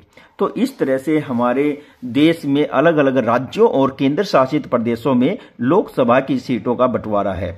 अब देखिए भारत का चुनाव आयोग। अब भारत का चुनाव आयोग के संदर्भ में हम कुछ पॉइंट जानेंगे। दिए गए नक्शे को ध्यान से देखिए और निम्नलिखित सवालों के जवाब दीजिए। आपके राज्य और इसके 2 पड़ोसी राज्यों में लोकसभा की सीटें कितनी हैं। तो देखिए, आपका राज्य हरियाणा है और हरियाणा राज्य में आपको पता है कि 10 लोकसभा की सीटें हैं। तो डियर स्टूडेंट, इसके साथ ही आपका एक पड़ोसी राज्य पंजाब है जिसमें 13 लोकसभा की सीटें हैं और एक राजस्थान राज्य है जिसकी 25 लोकसभा सीटें हैं। और आप दिल्ली को भी बता सकते हैं, ये केंद्र शासित प्रदेश है, यहाँ पर 7 सीटें हैं। और फिर आपका चंडीगढ़ भी एक लोकसभा सीट वाला राज्य आपके सामने प्रस्तुत है। फिर आगे कहा है, उन राज्यों के नाम लिखिए जिनमें लोकसभा के 30 से ज्यादा निर्वाचन क्षेत्र है। तो वो राज्य आंध्र प्रदेश है, बिहार है, और फिर उसके बाद यहाँ पर आपको दर्शाया गया है महाराष्ट्र है, और फिर आता है तमिलनाडु, और फिर है उत्तर प्रदेश जो कि सबसे ज्यादा है देश में, और फिर है पश्चिम बंगाल। तो ये 5 राज्य आप लोगों के सामने हैं। अब नेक्स्ट पॉइंट है, कुछ राज्यों में निर्वाचन क्षेत्रों की संख्या दूसरे राज्यों की अपेक्षा ज्यादा क्यों है? क्योंकि वो जरूरत से ज्यादा बड़े हैं, उनका जो एरिया है वो बहुत ही ज्यादा है और जनसंख्या भी अधिक निवास करती है, इसलिए ऐसी सिचुएशन में उनको डिवाइड करके ही चुनाव आयोग कंट्रोल कर सकता है। नेक्स्ट पॉइंट है, कुछ लोकसभा निर्वाचन क्षेत्र क्षेत्रफल के हिसाब से छोटे और कुछ बहुत बड़े क्यों हैं? क्योंकि कुछ निर्वाचन क्षेत्र जो हैं वो अत्यधिक छोटे हैं तो वहां पर जनसंख्या ज्यादा निवास करती है, और कुछ बड़े हैं तो वहां पर जनसंख्या कम निवास करती है, जैसे कि लद्दाख और हमारा थार मरुस्थल तथा अरुणाचल का पर्वतीय क्षेत्र है ना। तो इसी तरह से हम अगला पॉइंट देखते हैं, अनुसूचित जातियों और अनुसूचित जनजातियों के लिए आरक्षित किए गए निर्वाचन क्षेत्र पूरे देश में फैले हुए हैं या कुछ ही इलाकों में इनकी संख्या ज्यादा है? ऐसा नहीं है, हमारे पूरे देश में इनको बराबर डिवाइड किया गया है। अनुसूचित जातियों और अनुसूचित जनजातियों के जो क्षेत्र हैं वो बराबर रूप से डिवाइड किए गए हैं। जहां पर उनको आरक्षण की आवश्यकता है सीटों में, वहां उनको आरक्षण दिया गया है, और इसके लिए जो अनुसूचित जातियां हैं उनको 79 सीटें मिली हैं और जो अनुसूचित जनजातियां हैं उनको 41 सीटें मिली हैं। इन पर तो केवल ये अनुसूचित जाति और जनजातियां ही चुनाव लड़ सकती हैं, और इसके अलावा जो 423 सीटें हमारे देश की बचती हैं उनमें भी वो कंपटीशन कर सकते हैं। तो देखिए डियर स्टूडेंट, हमने बहुत ही अच्छे से इस जो हमारा मैप है इसके माध्यम से अच्छे से जानने का प्रयास किया है। ये आंकड़े आपके लिए लाइफ में काम आने वाले हैं और यहाँ पर पूछा जा सकता है। हर कंपटीशन एग्जाम में कहीं ना कहीं आपको इस चैप्टर से कोई ना कोई क्वेश्चन जरूर मिलने वाला है। तो आगे देखते हैं हम क्या बताया है। पार्टी द्वारा उम्मीदवार चुनने को आम बोलचाल की भाषा में टिकट कहते हैं। तो सबसे पहले पार्टी अपना उम्मीदवार चुनती है उस क्षेत्र से जहां उसको इलेक्शन लड़ना है, और उसी सीट को या उसी उम्मीदवार को वहां से चुनाव लड़वाने को ही टिकट कहते हैं। अब है चुनाव में भाग लेने के इच्छुक सभी उम्मीदवारों को एक नामांकन पत्र भरना पड़ता है, यानी कि अप्लाई करना पड़ता है एक फॉर्म भर के, और कुछ राशि जमानत के रूप में जमा करनी होती है। तो वहां पर कुछ जो है पैसे के रूप में जमानत के तौर पर एक राशि जमा करनी होती है जो चुनाव आयोग द्वारा तय की जाती है। हाल ही के कुछ वर्षों में सर्वोच्च न्यायालय के आदेशों पर उम्मीदवारों से एक घोषणा पत्र भरवाने की नई प्रणाली भी शुरू की गई है। तो एक घोषणा पत्र भी जो है उसकी निजी जानकारी जो हमें देता है वो भी भरवा करके चुनाव आयोग उस व्यक्ति को चुनाव लड़ने के लिए इजाजत देता है। अब सभी उम्मीदवारों को अपने बारे में कुछ जानकारी देते हुए वैधानिक घोषणा करनी पड़ती है। हर उम्मीदवार को निम्नलिखित मामलों के सारे विवरण देने होते हैं। तो वो जो परफॉर्मा भरना होता है जिसमें निजी जानकारी देनी पड़ती है तो वो इस प्रकार है। नंबर 1, उम्मीदवार के खिलाफ न्यायालय में चल रहे गंभीर आपराधिक मामलों के विषय में कि भाई उसके खिलाफ कोई मामला चल रहा है या नहीं चल रहा है, या चल रहा है तो कैसा मामला चल रहा है, तो ये सारी बातें आएंगी। दूसरा है उम्मीदवार और उसके परिवार के सभी सदस्यों की संपत्ति और देनदारियों की जानकारी भी होनी चाहिए। भाई उसने किससे कितना पैसा ले रखा है और वह कितनी संपत्ति का मालिक है, उसमें जमीन जायदाद सब आ जाता है। फिर उसके बाद है उम्मीदवार की शैक्षणिक योग्यता, कि वह उम्मीदवार जो चुनाव लड़ने जा रहा है उसकी शैक्षणिक योग्यता कितनी है, वह कितना पढ़ा लिखा है, ये बात भी उसको बतानी है। तो इन सूचनाओं को एक वैधानिक घोषणा द्वारा सार्वजनिक किया जाना चाहिए। इससे मतदाताओं को उम्मीदवारों द्वारा खुद के बारे में दी गई सूचनाओं के आधार पर अपने निर्णय लेने का मौका मिलता है। तो बहुत सी बातें होती हैं जो मतदाता खुद जानते हैं और बहुत सी ऐसी होती है जो उन्हें इन्हीं सूचनाओं के माध्यम से पता चलती है। तो बहुत ही बढ़िया यहाँ पर समझाया गया है इस चैप्टर में। तो आगे देखिए, तो देखिए यहाँ पर उम्मीदवारों की शैक्षणिक योग्यता के विषय में एक छोटा सा पैरा आया है। जब हमारे देश में सभी नौकरियों के लिए कुछ न कुछ शैक्षणिक योग्यता जरूरी है, तो इतने महत्वपूर्ण पद पर चुने जाने के लिए किसी शैक्षणिक योग्यता की जरूरत क्यों नहीं है। तो यहाँ पर पॉइंटों में भी बताया गया है कि सब प्रकार के कार्य सिर्फ शैक्षणिक योग्यता के आधार पर ही नहीं होते। जैसे भारतीय क्रिकेट टीम में चुने जाने के लिए किसी डिग्री की नहीं बल्कि अच्छा क्रिकेट खेलने की योग्यता जरूरी है, इसी तरह किसी विधायक या संसद या सांसद की सबसे बड़ी योग्यता यह है कि वह अपने निर्वाचन क्षेत्र के लोगों की समस्याओं को ध्यान से सुने और उनकी चिंताओं को समझे तथा उनके हितों का उचित प्रतिनिधित्व करे और वे इस काम को सही ढंग से करें या नहीं, इसकी जांच उसके लाखों वोटर 5 साल तक रोज करते हैं। तो देखिए यहाँ पर बहुत ही बड़ा ब्यौरा दिया गया है कि एक पढ़ा लिखा योग्य उम्मीदवार होना कितना जरूरी है। फिर दूसरा पॉइंट है, अगर शिक्षा या डिग्री होनी जरूरी भी हो तो यह जिम्मेवारी लोगों पर ही छोड़ देनी चाहिए कि वे शैक्षणिक योग्यता को कितना महत्व देते हैं। भाई वो चाहे तो किसी कम पढ़े लिखे व्यक्ति को भी जिता सकते हैं अगर वो उनके साथ संप्रेषण अच्छे से बिठाता है या ताल्लुकात सही रखता है या उनकी समस्याओं में सबसे आगे आकर के समाधान करवाता है। तो आगे है तीसरा पॉइंट, भारत में शैक्षणिक योग्यता की शर्त लागू करना एक दूसरे कारण से भी लोकतंत्र की मूल भावना के खिलाफ होगा। इसका मतलब होगा देश के ज्यादातर लोगों को चुनाव लड़ने के उनके मौलिक अधिकार से वंचित करना। उदाहरण के लिए प्रत्येक उम्मीदवार चुनाव लड़ने के लिए यदि बीए, बीकॉम या बीएससी की स्नातक डिग्री को भी अनिवार्य कर दिया गया है तो 90% से ज्यादा लोग चुनाव लड़ने से अयोग्य हो जाएंगे। तो कहने का मतलब है कि हमारे देश के बहुत ही बड़ी संख्या में लोग जो है निरक्षर हैं और कोई 8वीं या 10वीं तक ही पढ़ा है तो कोई +2 तक पढ़ा है, लेकिन ग्रेजुएशन हर कोई नहीं कर पाता। इसलिए यहां कहा है कि लगभग 90% लोग जो है चुनाव प्रक्रिया से बाहर हो जाएंगे। तो आगे और देखते हैं, एक बहुत ही बढ़िया पैरा हमारे सामने मौजूद है, कहां पहुंचे और क्या समझे। अब तक हमने जो पढ़ा है उसमें हमें क्या समझ में आया है देखते हैं। भारत की चुनाव प्रणाली के कुछ महत्वपूर्ण विशेषताएं और कुछ सिद्धांत नीचे दिए गए हैं, इनके सही जोड़े बनाइए। तो देखिए सबसे पहले यहां क्या है सिद्धांत और फिर है चुनाव प्रणाली की विशेषता।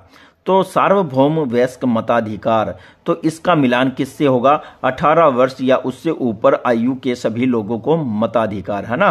फिर इसके बाद है कमजोर वर्गों को प्रतिनिधित्व। तो यहां पर आपका आंसर क्या रहने वाला है, कमजोर वर्गों को प्रतिनिधित्व का मतलब है अनुसूचित जातियों और जनजातियों के लिए कुछ सीटों का आरक्षण।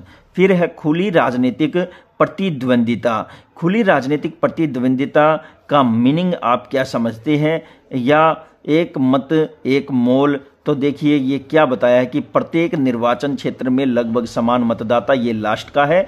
और खुली राजनीतिक प्रतिद्वंदिता का यहाँ पर मिलान होने जा रहा है सभी को अलग पार्टी बनाने या चुनाव लड़ने की आज़ादी। तो ये हमने ये सब जाना है, इसका हमने मिलान कर लिया है बड़े अच्छे से। आगे देखिए चुनाव अभियान।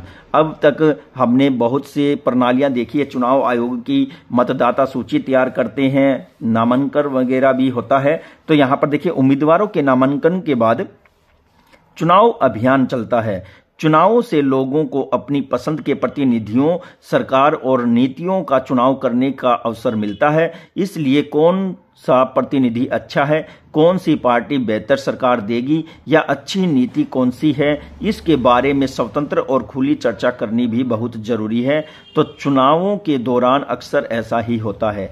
तो आप देखते होंगे कि भाई जब नामांकन हो जाता है उम्मीदवारों का तो वो तुरंत बाद से ही अपना चुनाव प्रचार शुरू कर देते हैं। उनके लिए बड़े बड़े सेलिब्रिटी आते हैं, बड़े बड़े नेता आते हैं, हीरो आते हैं और यहाँ तक कि अब तो जो खिलाड़ी हैं वो भी इसमें शामिल होने लगे हैं।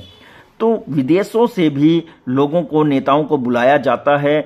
तो ये जो है चुनाव प्रचार की प्रक्रिया है, वो जनप्रतिनिधि जो उन्होंने खड़ा किया है या जो उम्मीदवार खड़ा किया है उसके समर्थन में वोट मांगने आते हैं। भारत में उम्मीदवारों की अंतिम सूची तय होने और मतदान की तारीख के बीच कम से कम 2 सप्ताह का समय चुनाव प्रचार के लिए दिया जाता है। तो देखिए, सबसे पहले तो अंतिम सूची तैयार की जाती है उम्मीदवारों की कि भाई कौन कौन चुनाव लड़ रहा है और उसमें से कौन अयोग्य है, उनको निकाला जाता है। फिर मतदान की तारीख के बीच में 2 सप्ताह का समय उनको प्रचार करने के लिए दिया जाता है ताकि वो अपने लिए बहुमत जुटा सके। बहुमत का मतलब है ज्यादा से ज्यादा वोट प्राप्त करने का अपना कार्यक्रम कर सके। इसी दौरान उम्मीदवार मतदाताओं से संपर्क स्थापित करते हैं। बड़े राजनेता चुनावी सभाओं में भाषण देते हैं और सभी राजनीतिक पार्टियां अपने अपने समर्थकों को सक्रिय रहने को कहती है। तो यहाँ पर सभी पार्टियां जो है पूरा जोर लगा देती है अपने कैंडिडेट को जिताने के लिए। इसी अवधि में अखबारों और सभी टीवी चैनलों पर चुनाव से जुड़ी खबरें और बहसें भी होती रहती हैं। डिबेट जिन्हें बोलते हैं, जो नेताओं को आमने सामने बिठाया जाता है और पिछले सरकार जो थी उसके नेता को भी बिठाया जाता है और उससे सवाल जवाब किए जाते हैं, आपने क्या किया है, हम आएंगे तो ये करेंगे, ये सब बातें होती हैं। लेकिन वास्तव में यह चुनाव अभियान सिर्फ 2 हफ्ते पहले शुरू नहीं होता, बल्कि राजनीतिक पार्टियां चुनाव होने के कई महीने पहले ही तैयारियां शुरू कर देती हैं। तो ये हमें देखने को मिलता है कि रैलियां होती रहती हैं। किसी न किसी प्रोग्राम में जब ये राजनेता जाते हैं तो एक छोटी सी जनसभा जरूर करते हैं और वहां अपने लिए और अपनी पार्टी के लिए समर्थन मांगते हैं। अपने चुनाव अभियान के दौरान सभी राजनीतिक पार्टियां लोगों का ध्यान कुछ बड़े मुद्दों की तरफ ले जाना चाहती हैं। वे पार्टियां जनता को इन मुद्दों पर आकर्षित करती हैं और अपनी पार्टी के पक्ष में मतदान करने के लिए कहती हैं। तो इस तरह से जो चुनाव है उसमें अपनी पार्टी के लिए जो है जनाधार तैयार करने का प्रयास किया जाता है। आइए विभिन्न चुनावों में विभिन्न पार्टियों द्वारा उठाए गए कुछ सफल नारों के बारे में चर्चा करते हैं कि कुछ बातें उठाई गई हैं। तो डियर स्टूडेंट, पहला पॉइंट है 1971 के लोकसभा चुनाव में इंदिरा गांधी के नेतृत्व वाली कांग्रेस पार्टी ने नारा दिया, गरीबी हटाओ। तो देखिए यहाँ पर 1971 की बात है, जो चुनाव हुए थे उन चुनावों में कांग्रेस सरकार ने नारा दिया था और इंदिरा गांधी उस समय जो है इस दल की नेता थी, कांग्रेस की मुख्य नेता थी और उन्होंने नारा दिया था, गरीबी हटाओ। पार्टी ने सरकार की सारी नीतियों में आमूल परिवर्तन करके सबसे पहले देश से गरीबी हटाने का वादा किया था। फिर इसके बाद 1977 में चुनाव होते हैं और 1977 में हुए अगले लोकसभा चुनाव में जनता पार्टी ने लोकतंत्र बचाओ का नारा दिया। तो जनता पार्टी जो बीजेपी पार्टी थी, तो ये बीजेपी पार्टी कहेंगे, हम इसको क्या कहेंगे, बीजेपी पार्टी तो आई नहीं थी। बीजेपी पार्टी का तो गठन ही 1980 में हुआ था। तो यहां पर जनता पार्टी के नाम से है बस जेपी, है ना। जनता पार्टी ने लोकतंत्र बचाओ का नारा दिया था। पार्टी ने आपातकाल के समय हुई ज्यादतियां यानी कि जो उसमें कमियां थी, जो अत्याचार हुए थे लोगों पर, वो है ना, ज्यादतियों को समाप्त करने और नागरिक स्वतंत्रता को पुनः बहाल करने का वायदा किया। फिर हम देखते हैं 1977 के पश्चिम बंगाल के चुनाव, विधानसभा चुनाव में वामपंथी दलों ने जमीन जोतने वालों को या जमीन जोतने वाले को का नारा दिया था। तो यहां पर 1977 में जो पश्चिम बंगाल में विधानसभा के चुनाव हुए थे, तो वामपंथियों ने किसानों के लिए, उनको अपने साइड करने के लिए, उनका वोट प्राप्त करने के लिए जमीन जोतने वालों को यानी कि इस नाम से नारा दिया था। फिर हम देखते हैं चौथे पॉइंट में तेलुगु देशम पार्टी के नेता एन.टी. रामा राव ने 1983 में हुए आंध्र प्रदेश विधानसभा के चुनाव में तेलुगु स्वाभिमान, तेलुगु स्वाभिमान का नारा दिया था। तो उन्होंने अपने तेलुगु जो कम्युनिटी थी उसके स्वाभिमान का नारा दिया था चुनाव में। अब बताया है लोकतंत्र में सभी राजनीतिक पार्टियों और उम्मीदवारों को उनकी इच्छा अनुसार चुनाव प्रचार करने के लिए आजाद छोड़ देना चाहिए या छोड़ देना ही सबसे अच्छा होता है। तो यहाँ पर देखिए डियर स्टूडेंट, आजाद छोड़िए या न छोड़िए, लेकिन आज की राजनीति तो इतनी खराब हो चुकी है कि वो दूसरे को नीचा गिराने के लिए काफी हद तक चले जाते हैं। लेकिन सभी पार्टियों और उम्मीदवारों को उचित और समय अवसर मिले, इसके लिए कई बार कुछ दखल देना अनिवार्य हो जाता है। चुनाव के लिए निर्धारित किए गए कानूनों के अनुसार कोई भी उम्मीदवार या पार्टी ये सब काम नहीं कर सकती। तो यहाँ पर कुछ ऐसे मुद्दे हैं जो कोई भी पार्टी या उम्मीदवार ये कार्य नहीं कर सकता, और वो मुद्दे हम आपको बताने जा रहे हैं। जैसे नंबर 1, मतदाता को प्रलोभन या घूस या फिर धमकी देना। घूस क्या होती है? रिश्वत देना, है ना। नंबर 2, लोगों में जाति या धर्म के नाम पर वोट मांगना। और नंबर 3, चुनाव अभियान में सरकारी मशीनरी का दुरुपयोग करना, यानी कि जो नेता अभी चुना हुआ है पिछले 5 साल से, वह सरकार के किसी भी साधन का प्रयोग करके अपने निजी स्वार्थ के लिए वोट मांगने का प्रयास न करे। नंबर 4, लोकसभा चुनाव में एक निर्वाचित क्षेत्र में 25 लाख और विधानसभा चुनाव में 10 लाख रुपए से ज्यादा धन खर्च करना। तो यहां बताया गया, एक लिमिट कर दी गई है कि किसी भी निर्वाचन क्षेत्र में लोकसभा का अगर चुनाव है तो 25 लाख तक खर्च कर सकते हैं, और विधानसभा का अगर चुनाव है तो 10 लाख तक का पैसा उसमें खर्च किया जा सकता है उम्मीदवार के द्वारा। अगर वे इनमें से किसी भी मामले में दोषी पाए जाते हैं तो चुने जाने के बावजूद उनका चयन रद्द घोषित किया जा सकता है। इन कानूनों के अलावा हमारे देश के लगभग सभी राजनीतिक दलों ने चुनावी प्रचार करने की आदर्श आचार संहिता को भी स्वीकार किया है। तो ये आचार संहिता क्या है, और वो भी आदर्श आचार संहिता, माय डियर स्टूडेंट। तो ये वो कंडीशन है जब चुनावों की तारीख घोषित कर दी जाती है चुनाव आयोग की तरफ से, तो उस क्षेत्र में सभी तरह के सरकारी कामकाज रुक जाते हैं। कोई भी पॉलिटिशियन अपनी शक्तियों का प्रयोग नहीं कर सकता और वह सीट खाली मानी जाती है। वहां पर केवल वहां का उपायुक्त महोदय ही सारे कार्यभार को संभालता है। यहां कोई नई घोषणाएं नहीं की जा सकती, कोई निर्माण कार्य जो नया होता है वो नहीं किया जा सकता, जो पहले से अधिसूचित है केवल वही कार्य ही हो सकते हैं। तो इसके अलावा हम यहां पर आगे देखेंगे, उम्मीदवारों और पार्टियों के यह सब करने पर पाबंदी लगाई गई है। दूसरी तरफ बताया है कि उनको क्या नहीं करना है, कुछ पाबंदियां लगाई गई हैं। तो नंबर 1 है, चुनाव प्रचार के लिए किसी धार्मिक स्थल के उपयोग पर पाबंदी है, यानी कि किसी भी धार्मिक स्थल का उपयोग नहीं करना है। और नंबर 2, चुनाव में सरकारी वाहन, विमान और अधिकारियों के दुरुपयोग पर पाबंदी लगाई गई है। किसी भी अफसर का सहारा नहीं लेना, किसी अधिकारी को अपने चुनाव प्रचार में नहीं लगाना, या फिर सरकारी तंत्र का या कार्यों का इस्तेमाल नहीं करना। नंबर 3 है, चुनाव की घोषणा जारी हो जाने के बाद मंत्री द्वारा किसी बड़ी योजना के शिलान्यास, जो मैं पहले बता चुका हूं, बड़े नीतिगत फैसले या लोगों को सुविधाएं देने वाले वायदे करना, ये सब बंद कर दिए जाते हैं, पाबंदी लगा दी जाती है। इसी के बाद ही हम देखते हैं मतदान और मतगणना। अब ये प्रचार समाप्त होने के बाद पहले मतदान होगा, फिर उसके बाद मतगणना होगी, यानी कि वोटिंग होगी और वोटों की गिनती की जाएगी। तो मतदाताओं द्वारा वोट देना चुनाव का आखिरी चरण होता है। इस दिन को ही चुनाव का दिन कहा जाता है। प्रत्येक व्यक्ति जिसका नाम मतदाता सूची में है उसके इलाके के मतदान केंद्र पर जाता है, और यह मतदान केंद्र किसी स्थानीय स्कूल या सरकारी इमारत में अस्थायी तौर पर बना होता है।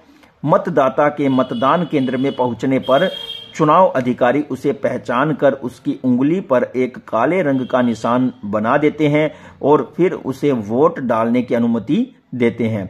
प्रत्येक उम्मीदवार के एक एजेंट को मतदान केंद्र के अंदर बैठने की अनुमति होती है ताकि वे देख सकें कि चुनाव ठीक ढंग से चल रहा है या नहीं।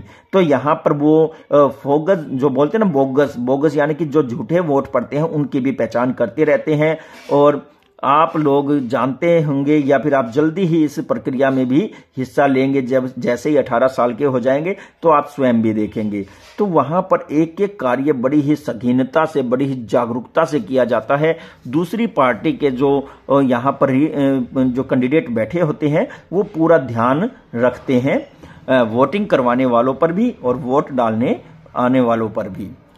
कुछ वर्ष पहले तक मतदाता एक मतपत्र पर अलग अलग छपे उम्मीदवारों के नामों और चुनाव चिन्हों में से अपने मनपसंद उम्मीदवार के चुनाव चिन्ह पर मोहर लगाकर अपनी पसंद जाहिर करते थे। तो पहले क्या होता था, अब तो आपको पता है कि भाई जो ईवीएम है उसका इस्तेमाल किया जाता है, जो मशीन है उसका बटन दबा दिया जाता है। जिस उम्मीदवार को आपको वोट देना है या जिस पार्टी को वोट देना है उसका चुनाव चिन्ह होता है और उसके साथ उस पार्टी का नाम लिखा होता है और उसके सामने वाला जब हम बटन दबाते हैं तो वह वोट उस पार्टी और उस उम्मीदवार को मिल जाता है। लेकिन आज से कई वर्षों पहले क्या होता था, एक कागज होता था, उस पर चित्र बने होते थे हर एक पार्टी के और वहां पर उम्मीदवार का नाम लिखा होता था और वहां पर चिन्ह पर देख करके लोग जो है मोहर लगाते थे और उसे फोल्ड करके एक बॉक्स में डाल देते थे। तो इस तरह से वोटिंग होती थी और फिर आगे जाकर के उनको गिना जाता था। अब चुनाव में मतदान के लिए इलेक्ट्रॉनिक वोटिंग मशीनों का प्रयोग होता है।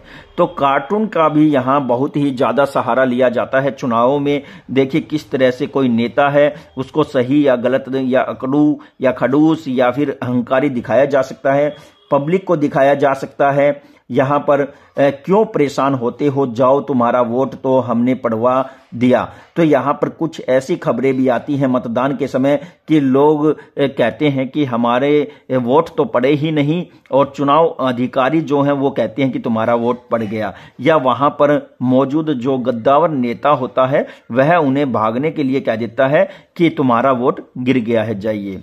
तो इस कार्टून में मतदान केंद्र के बाहर जो है गुंडे समेत खड़े अपराधी चरित्र के उम्मीदवार की एक मतदाता से बातचीत को दिखाया गया है। यहां मतदान केंद्रों पर कब्जा करने और चुनाव में गड़बड़ी करने का यह दृश्य हर बार दिखता है। क्या मतदान केंद्र पर कब्जा करने और भी तरीके अपनाए जाते हैं जो इससे कम स्पष्ट दिखते हों? वे कौन से तरीके हैं वो भी हम डिस्कस कर सकते हैं। अब देखते हैं कि इलेक्ट्रॉनिक मशीन के ऊपर सभी उम्मीदवारों के नाम और उनके चुनाव निशान यानी कि चिन्ह बने होते हैं। निर्दलीय उम्मीदवारों को भी अलग चुनाव चिन्ह दिया जाता है।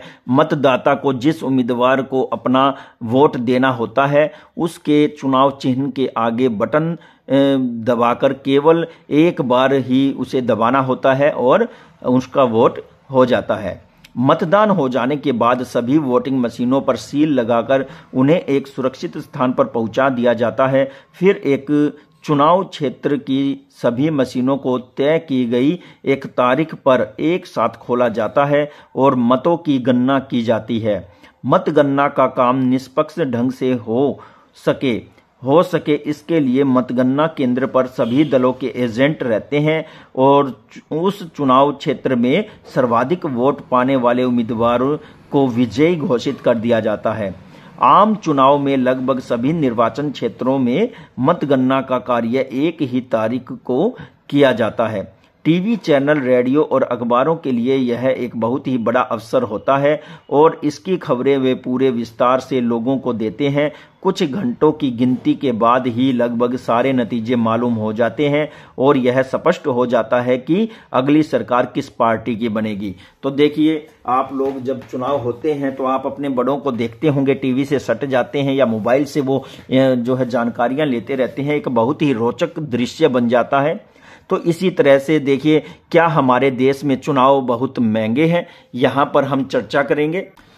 भारत में हर बार चुनाव करवाने पर बहुत ज्यादा पैसे खर्च होते हैं। जैसे 2004 में हुए लोकसभा चुनाव पर ही सरकार के लगभग 1300 करोड़ रुपए खर्च हुए। अगर हिसाब लगाएं तो मतदाता सूची में दर्ज प्रत्येक नाम पर लगभग 20 रुपए खर्च हुए। पार्टियों और उम्मीदवारों ने तो इस चुनाव में या इन चुनावों में सरकार से भी ज्यादा धन खर्च किया। मोटे अनुमान के अनुसार सरकार, पार्टियों और उम्मीदवारों का कुल खर्च 3,000 करोड़ रुपए के लगभग हुआ होगा, अर्थात हर मतदाता पर लगभग 50 रुपए। तो कुछ लोगों का मानना है कि चुनाव हमारी जनता पर, विशेषकर गरीब लोगों पर एक बहुत बड़ा बोझ है और हमारा देश हर 5 साल पर चुनाव कराने का यह बोझ नहीं उठा सकता। आइए इस खर्च की तुलना सरकार के कुछ अन्य खर्चों से करें। सन 2005 में भारत सरकार ने फ्रांस से कुछ परमाणु पनडुब्बियां खरीदने का निर्णय लिया। प्रत्येक पनडुब्बी का मूल्य 3,000 करोड़ रुपए है। और सन 2010 में दिल्ली में राष्ट्रमंडल खेल हुए और अनेक अर्थशास्त्रियों का अनुमान है कि इस पर लगभग 10,000 करोड़ रुपए का खर्च हुआ। तो क्या चुनावों को महंगा कहा जा सकता है? इस विषय पर अपनी अलग राय बनाइए और इस विषय पर कक्षा में चर्चा भी कीजिए। फिर कह रहा है कि मतदान केंद्रों और मतगणना केंद्रों पर पार्टी या उम्मीदवारों के एजेंटों की मौजूदगी का क्या कारण है? तो इसका यही कारण है कि गिनती में कोई किसी की गड़बड़ी होना लाजमी है, तो उसको रोका जा सके या उसके खिलाफ आवाज उठाई जा सके। अगर प्रत्येक पार्टी का मेंबर वहां पर मौजूद रहेगा तो काउंटिंग करने वाला भी ऐसा नहीं कर पाएगा कि वह किसी की तरफदारी करे। तो कहां पहुंचे, क्या समझे? अब तक हमने जितना चैप्टर पढ़ा है उसके हिसाब से देखते हैं। निम्नलिखित में से कौन सा काम आदर्श चुनाव संहिता का उल्लंघन है और कौन सा नहीं? ऑप्शन 1 है मतदान की तारीख के कुछ दिन पहले मंत्री द्वारा अपने निर्वाचन क्षेत्र में नई रेलगाड़ी शुरू करना।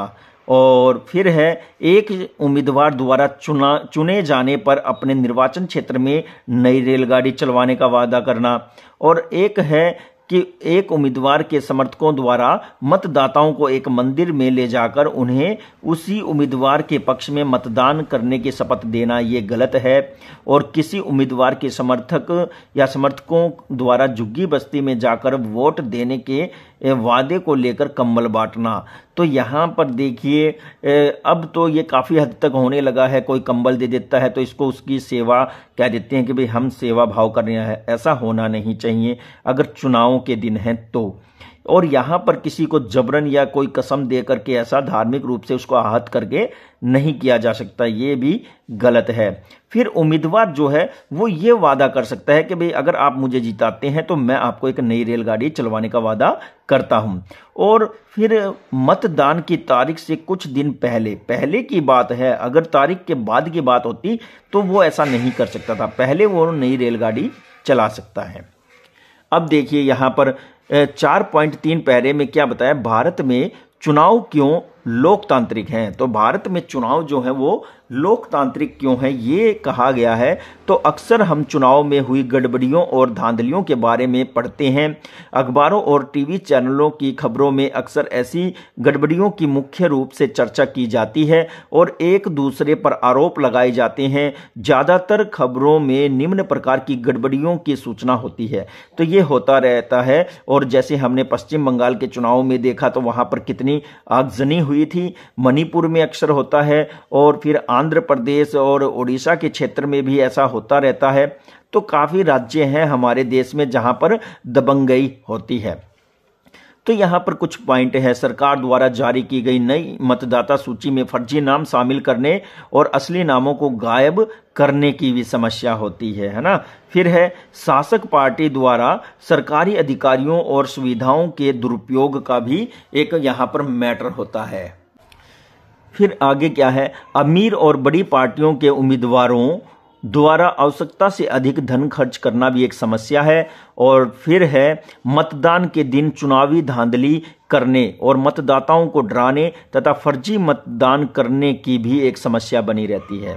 ऐसी ज़्यादातर खबरें सच्ची होती हैं। ऐसी खबरें पढ़कर और देखकर हमें बहुत दुख होता है, पर यह हमारे देश का सौभाग्य है कि ये गड़बड़ियां इतने बड़े पैमाने पर नहीं होती कि चुनाव के मुख्य उद्देश्यों को ही नकार दे। इस बारे में अगर एक एक करके सवाल उठाएं तो यह बात और ज़्यादा स्पष्ट हो जाती है। क्या कोई पार्टी बिना जन समर्थन के सिर्फ चुनावी धांधलियों के बल पर चुनाव जीतकर सरकार बना सकती है? यह एक बड़ा ही महत्वपूर्ण सवाल है। आइए इस सवाल के कुछ पहलुओं पर चर्चा करें। हम इस सवाल के कुछ पहलुओं पर भी चर्चा जरूर करेंगे। तो क्या कहा है स्वतंत्र चुनाव आयोग? तो स्वतंत्र चुनाव आयोग, यहां पर हमारे देश में जो चुनाव आयोग है वह स्वतंत्र होता है। चुनाव के समय कोई भी गड़बड़ी होती है तो सारा मुकदमा यही हैंडल करता है। तो चुनाव निष्पक्ष हो या हुए हैं या नहीं, यह जांचने का एक सरल तरीका यह देखना है कि उसका संचालन कौन कर रहा है। क्या चुनाव कराने वाले लोग सरकार के दिशा निर्देशों पर काम कर रहे हैं या फिर वे सरकार या शासक पार्टी से स्वतंत्र है? क्या उनके पास स्वतंत्र और निष्पक्ष चुनाव कराने के अधिकार हैं? क्या वे वास्तव में इन शक्तियों का उपयोग चुनाव संचालन में करते हैं? तो चुनाव आयोग की अपनी ही शक्तियां होती हैं जिनका इस्तेमाल करके वो चुनाव करवाता है, और भारत में इन सवालों के काफी हद तक सकारात्मक जवाब मिलते हैं। हमारे देश में चुनाव कराने की जिम्मेवारी एक स्वतंत्र और बहुत ताकतवर चुनाव आयोग पर होती है। यह न्यायपालिका के समान ही स्वतंत्र होता है। मुख्य चुनाव आयुक्त की नियुक्ति भारत के राष्ट्रपति द्वारा की जाती है। एक बार नियुक्ति हो जाने के बाद राष्ट्रपति, उपरोक्त सुर्खियों को ध्यान से पढ़िए। तो देखिए राष्ट्रपति क्या करता है तो वो हम आगे पढ़ेंगे, लेकिन उससे पहले हम कुछ बातें देख लेते हैं। कहां पहुंचे, क्या समझे? तो चुनाव आयोग द्वारा 14वीं लोकसभा के गठन की अधिसूचना जारी की गई। बिहार के चुनाव में मतदान करने के लिए फोटो पहचान पत्र साथ लाना अनिवार्य किया गया। उच्च न्यायालय ने चुनाव आयोग को अपराधी नेताओं पर रोक लगाने के आदेश दिए। चुनाव आयोग ने चुनाव में होने वाले खर्च पर नकेल कसी। हरियाणा के नए पुलिस प्रमुख की नियुक्ति को चुनाव आयोग की स्वीकृति मिली। और यहाँ पर है चुनाव आयोग ने गुजरात का एक और दौरा करके चुनावी तैयारियों का जायजा लिया और चुनाव आयोग ने 398 मतदान केंद्रों पर दोबारा मतदान करवाए। फिर है चुनाव आयोग ने गृह मंत्रालय के चुनाव सुधार संबंधी सुझावों को नकार दिया और राजनीतिक विज्ञापन सेंसर द्वारा पारित हो चुनाव आयोग। तो ये कुछ महत्वपूर्ण बातें हैं जो हमारे चुनाव आयोग के द्वारा कार्य किए जाते हैं वो है, और उस समय जो सरकार अपना कार्य करती है वो है ना। तो आगे हम देख रहे थे कि एक बार नियुक्ति हो जाने के बाद राष्ट्रपति या सरकार के प्रति मुख्य चुनाव आयुक्त जवाबदेह नहीं रहता। अब यहां बताया गया है अगर किसी सरकार या पार्टी को चुनाव आयोग पसंद न हो तब भी मुख्य चुनाव आयुक्त को उनके पद से हटा पाना लगभग नामुमकिन है। तो चुनाव आयोग की प्रणाली, चुनाव आयोग स्वतंत्र होता है, वह स्वतंत्र रूप से चुनाव करवाने के लिए कटिबद्ध होता है। दुनिया के शायद ही किसी दूसरे देश के चुनाव आयोग को इतने अधिकार प्राप्त होंगे जितने कि भारत के चुनाव आयोग को प्राप्त हैं। तो देखिए कौन कौन से हैं। तो यहां बताया गया नंबर 1, चुनाव की अधिसूचना जारी करने से लेकर चुनावी नतीजे घोषित होने तक पूरी चुनाव प्रक्रिया के संचालन के हर पहलू पर निर्णय लेने का अधिकार केवल चुनाव आयोग को ही होता है। दूसरा पॉइंट है चुनाव आयोग ही आदर्श चुनाव संहिता लागू कराता है और इसका उल्लंघन करने वाली पार्टियों और उम्मीदवारों को सजा भी देता है। तो देखिए सजा देने का कार्य भी ये करता है। अगला पॉइंट है चुनाव के दौरान चुनाव आयोग सत्ताधारी सरकार को चुनाव संहिता में दिए गए दिशा निर्देश मानने का आदेश दे सकता है। सरकार द्वारा चुनाव में सरकारी मशीनरी का दुरुपयोग रोकना या अधिकारियों का तबादला करना भी इसी में शामिल है। तो ये सारी बातें जो है चुनाव आयोग देखता है कि गवर्नमेंट कहीं प्रभावित तो नहीं कर रही है चुनाव प्रक्रिया को। और फिर अगला पॉइंट है चुनाव ड्यूटी पर तैनात अधिकारी सरकार के निर्देशों के अनुसार नहीं बल्कि चुनाव आयोग के अधीन काम करते हैं। तो यहां देखिए चुनाव आयोग अपनी मर्जी से जिसकी ड्यूटी लगाएगा चुनाव प्रक्रिया में वही अपनी ड्यूटी करेगा, सरकार इसमें कोई योगदान नहीं दे सकती। आगे बताया शक्तियों का उपयोग करना शुरू कर दिया है। तो किसने शुरू कर दिया? चुनाव आयोग ने। साथ ही उसने अपने अधिकार क्षेत्र का विस्तार भी किया है। आजकल चुनाव आयोग द्वारा सरकार और प्रशासन को उनकी गलतियों के लिए फटकार लगाना आम बात हो गई है। तो आम बात हो गई है ये, अब चुनाव आयोग सरकार को फटकार भी लगा देते हैं जब कहीं उसको गलत पाते हैं। तो अगर चुनाव अधिकारियों को यह लगता है कि निर्वाचन क्षेत्र के कुछ मतदान केंद्रों पर या पूरे क्षेत्र में मतदान सही ढंग से नहीं हुआ है तो वे वहां फिर से चुनाव कराने का आदेश देते हैं।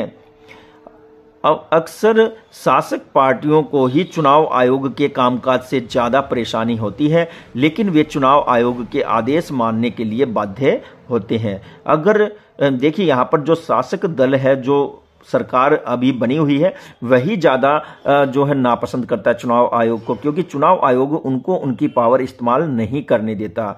अगर चुनाव आयोग स्वतंत्र और शक्तिशाली नहीं होता तो यह सब संभव नहीं हो सकता था। तो इसी कड़ी में हम आगे देखते हैं चुनाव में लोगों की भागीदारी। तो हमारे देश में जो चुनाव होते हैं उनमें लोगों की भागीदारी कितनी रहती है, कितने लोग इसमें मतदान करते हैं। चुनावों की गुणवत्ता जांचने का एक और तरीका यह भी देखना है कि लोग इसमें उत्साह से भाग लेते हैं या नहीं। अगर चुनावी प्रक्रिया निष्पक्ष और स्वतंत्र नहीं होगी तो लोग इसमें भागीदारी नहीं करेंगे। तो यहाँ पर कहीं भी गड़बड़ मिलेगी या कोई अपराधी पहले ही उनको मिलेगा तो वहां पर चुनाव के दौरान जो है वोट डालने के लिए उम्मीदवार लोग जो है नहीं जाएंगे।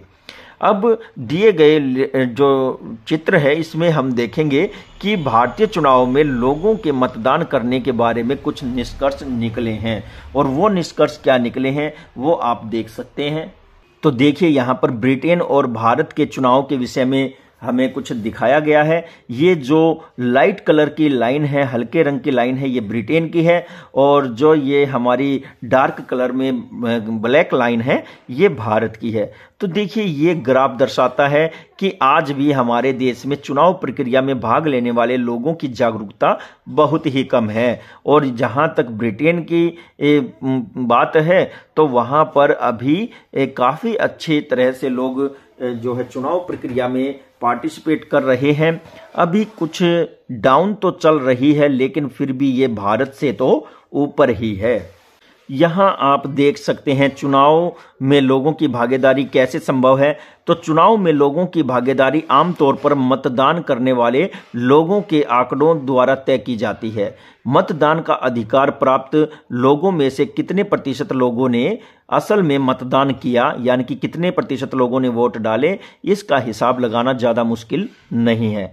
पिछले 5 दशकों में यूरोप और उत्तरी अमेरिका के लोकतांत्रिक देशों में मतदान में हिस्सा लेने वाले लोगों का प्रतिशत गिर गया है, जबकि भारत में यह प्रतिशत तो स्थिर रहा है और ऊपर गया है। मतलब स्थिर भी रहा है अपनी पोजीशन से और फिर इससे थोड़ा थोड़ा ऊपर भी जा रहा है। फिर इसके बाद देखिए आपको एक ग्राफ के माध्यम से समझाया गया है भारत और अमेरिका में विभिन्न सामाजिक समूहों में मतदान प्रतिशत की तुलना। तो यहाँ पर इस तरह से देखिए एक ग्राफ में दिखाया गया है ऊंची जाति, पिछड़ी जाति, अनुसूचित जनजाति।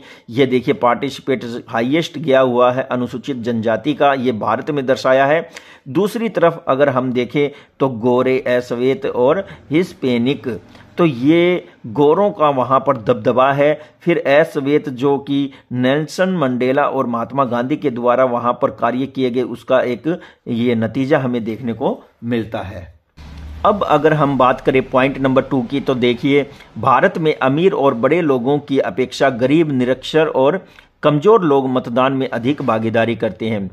पश्चिमी देशों के लोकतंत्रों में स्थिति इससे उलट है। अमेरिका में गरीब लोग अफ्रीकी मूल के लोग और हिस्पैनिक लोगों की तुलना में अमीर और श्वेत लोग काफ़ी अधिक मतदान करते हैं। क्या आपको लगता है कि आपके वोट से फर्क पड़ता है? ये एक बहुत ही दिलचस्प प्रश्न है। मेरे वोट से फर्क पड़ता है, एक एक वोट भी सरकार को बदल देता है। तो देखिए फर्क यहाँ पर क्या दर्शाता है, फर्क पड़ता है तो ये डार्क है, फर्क नहीं पड़ता तो फर्क पड़ता है 67%। जब सभी ऐसा सोच करके वोट डालेंगे तो इतनी ज्यादा मतदान होंगे। फर्क नहीं पड़ता तो इतना 18% फर्क नहीं पड़ेगा। और पता नहीं स्रोत क्या है कि राष्ट्रीय चुनाव अध्ययन 2004 CSDS, तो यहाँ पर 15% के विषय में चुनाव आयोग कहता है कि मुझे नहीं पता। अब देखिए पॉइंट 3 है, भारत में साधारण जनता चुनावों को बहुत ज्यादा महत्व देती है। उन्हें लगता है कि वे चुनाव के द्वारा ही राजनीतिक दलों पर अपने अनुकूल नीति बनाने और कार्य करने के लिए दबाव डाल सकते हैं। वे देश के शासन संचालन के तरीके में अपने वोट के महत्व को पहचानते हैं। तो भारत के लोगों के लिए ये एक तरह से उत्सव जैसा माहौल हो जाता है चुनाव के समय, और जो बेरोजगार हैं, जो शराबी हैं, उनके लिए तो ये सबसे बड़ा त्योहार है ही। तो यहाँ पर और भी कुछ बताया गया है कि भारत में चुनाव से संबंधित किसी भी गतिविधि में भाग लेने वाली संख्या, तो यहाँ पर 1996 के विषय में बताया है तो 8% लोग थे, 98 में 13% और 99 में 21%, जबकि 2004 में ये 32% हो गई, और आज 2024 की बात करें तो यह 50% को क्रॉस कर रही है। तो देखिए स्रोत राष्ट्रीय चुनाव अध्ययन 2004 के अनुसार है, ये स्रोत बताया गया है। अगला पॉइंट है, भारत में चुनाव से संबंधित गतिविधियों में लोगों की सक्रियता लगातार बढ़ती जा रही है। 2004 में हुए चुनाव में 1/3 से ज्यादा मतदाताओं ने चुनाव से संबंधित गतिविधियों में किसी न किसी तरह से भागीदारी की है। आधे से ज्यादा लोगों ने किसी न किसी दल के समर्थन में प्रचार किया। प्रत्येक 7वां मतदाता किसी न किसी राजनीतिक दल का सदस्य था। तो ये भी हमारे लिए बहुत ही महत्वपूर्ण जानकारी रही है। आपके अध्याय में कहा है आओ करें और सीखें, तो क्या करें और क्या सीखें, तो देखते हैं। अपने परिवार के मतदाता सदस्य से पूछिए कि उन्हें या उन्होंने पिछले लोकसभा या विधानसभा चुनाव में वोट दिया था या नहीं। अगर उन्होंने मतदान नहीं किया तो उनसे इसका कारण पूछिए। अगर उन्होंने वोट दिया हो तो उनसे पूछिए कि उन्होंने किस पार्टी और किस उम्मीदवार के समर्थन में मतदान किया था और क्यों। तो उनसे यह भी पूछिए कि क्या उन्होंने कभी चुनावी सभा या रैली में शामिल होने जैसी किसी चुनावी गतिविधि में भी हिस्सा लिया था। तो ये हर एक जागरूक स्टूडेंट अपने परिवार के मेंबर से चर्चा कर सकता है जो वो मतदान करते हैं। अब यहाँ पर अगली प्रक्रिया है चुनावी नतीजों को स्वीकार करना। तो चुनावी नतीजे आते हैं तो उनको स्वीकार करना भी होता है। तो चुनाव के स्वतंत्र और निष्पक्ष होने का आखिरी पैमाना उसके नतीजे ही हैं। अगर चुनाव स्वतंत्र और निष्पक्ष ढंग से न हुए हो तो नतीजे हमेशा अमीर और उच्च वर्ग के पक्ष में ही जाते हैं। ऐसी स्थिति में शासक पार्टी कभी चुनाव नहीं हारती। सामान्यतः हारने वाली पार्टी गलत तरीके से कराए गए चुनाव के नतीजों को स्वीकार नहीं करती। भारत में चुनावी नतीजे अपने बारे में खुद ही काफी कुछ कह देते हैं।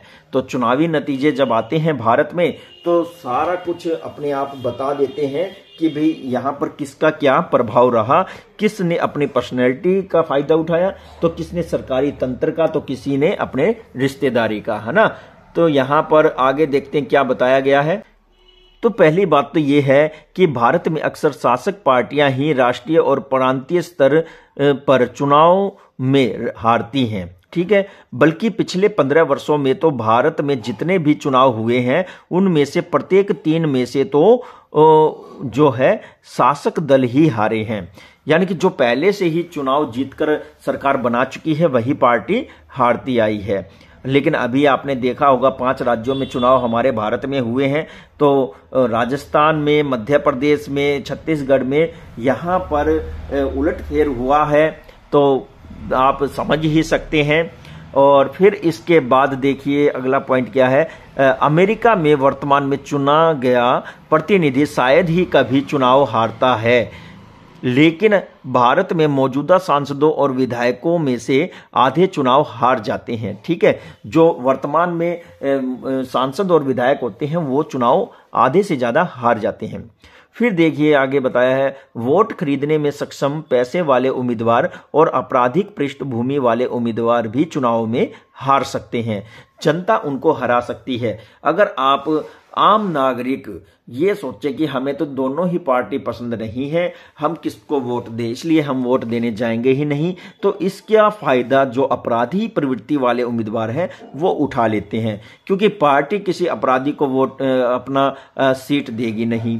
आप उस जो उम्मीदवार है जो पार्टी ने उठाया उसको आप वोट देंगे नहीं, और जो अपराधी है वो अपने जो है प्रभुत्व की वजह से, अपराध की वजह से या कम मतदान होने की वजह से फायदा उठा जाते हैं, है ना।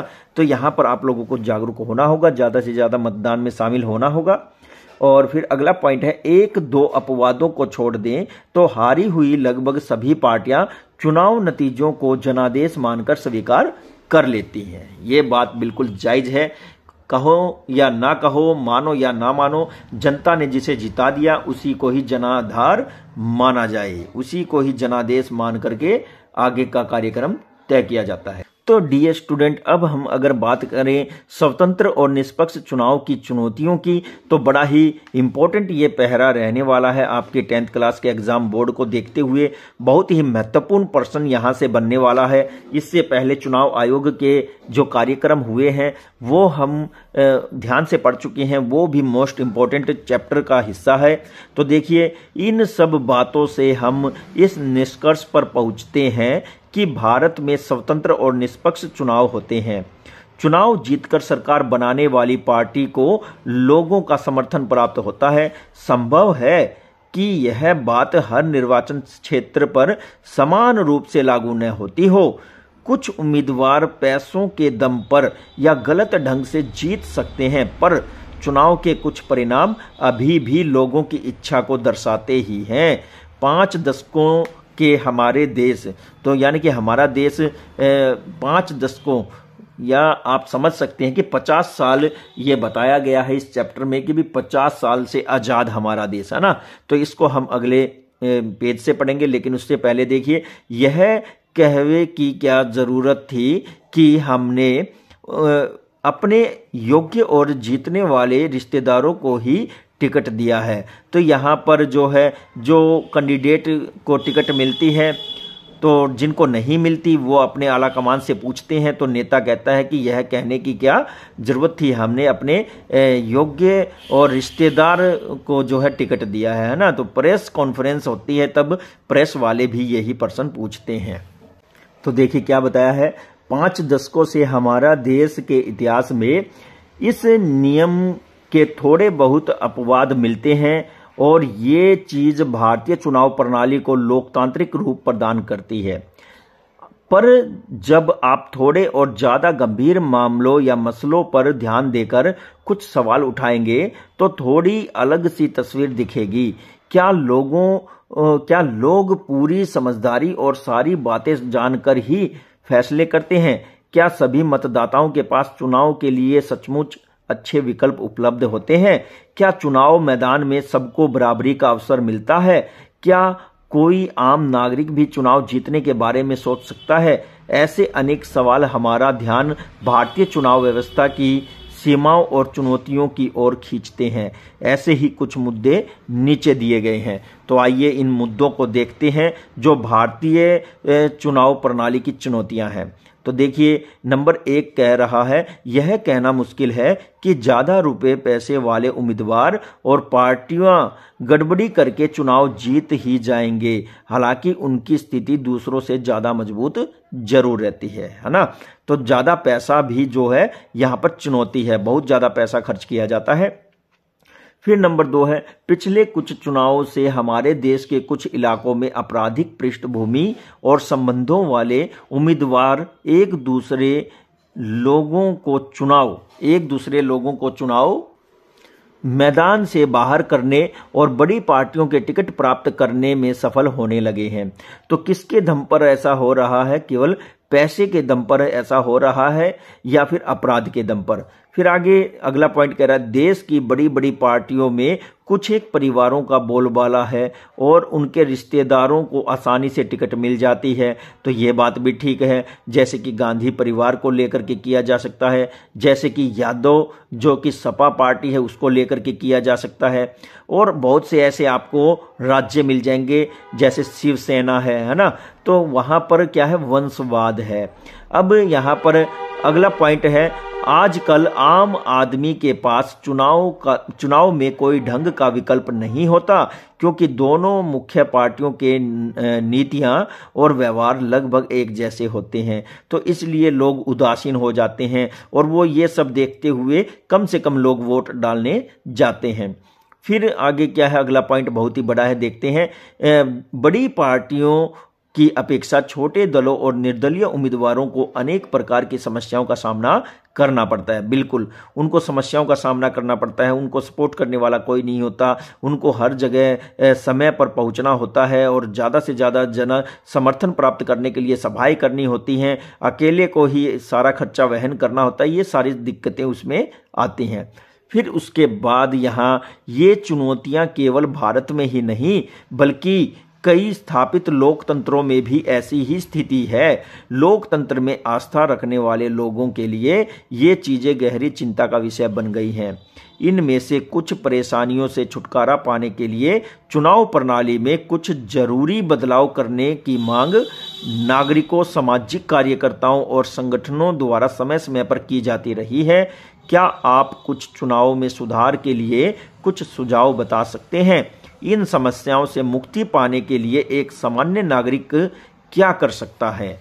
तो इन समस्याओं से मुक्ति पाने के लिए एक सामान्य नागरिक एक अच्छे उम्मीदवार को अपना वोट दे सकता है। यहाँ हमारे जो चुनाव रहते हैं उनमें बहुत ही ज्यादा योगदान कार्टून का रहता है।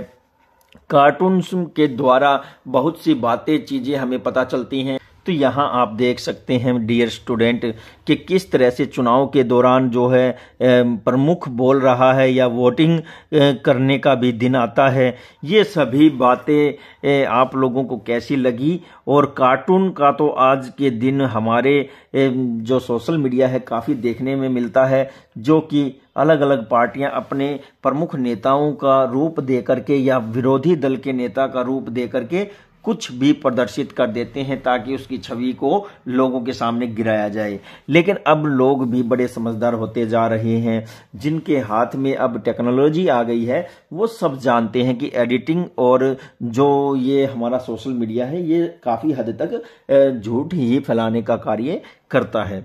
तो बहुत ही कम ऐसी खबरें होती हैं जहां पर ईमानदारी से कार्य किए जाते हैं। तो ये हमारा चैप्टर था डियर स्टूडेंट। आप लोगों को ये वीडियो कैसी लगी? आप लोगों को इस चैप्टर में कोई परेशानी थी वो सॉल्व हुई या नहीं हुई? और इस एक्सप्लेनेशन के बाद भी अगर आपका कोई पॉइंट सॉल्व नहीं होता है, आपको लगता है कि मुश्किल है, तो आप मुझे वह पॉइंट या वो बात आप जरूर से जरूर कमेंट बॉक्स में लिख भेजिए, ताकि मैं उसको फिर से आपके सामने रिप्रेजेंट कर सकूं। और कुछ महत्वपूर्ण शब्द भी आपके इस चैप्टर में रहने वाले हैं, जैसे कि चुनावी धांधली, आचार संहिता और निर्वाचन क्षेत्र तथा मतदान केंद्र पर कब्जा।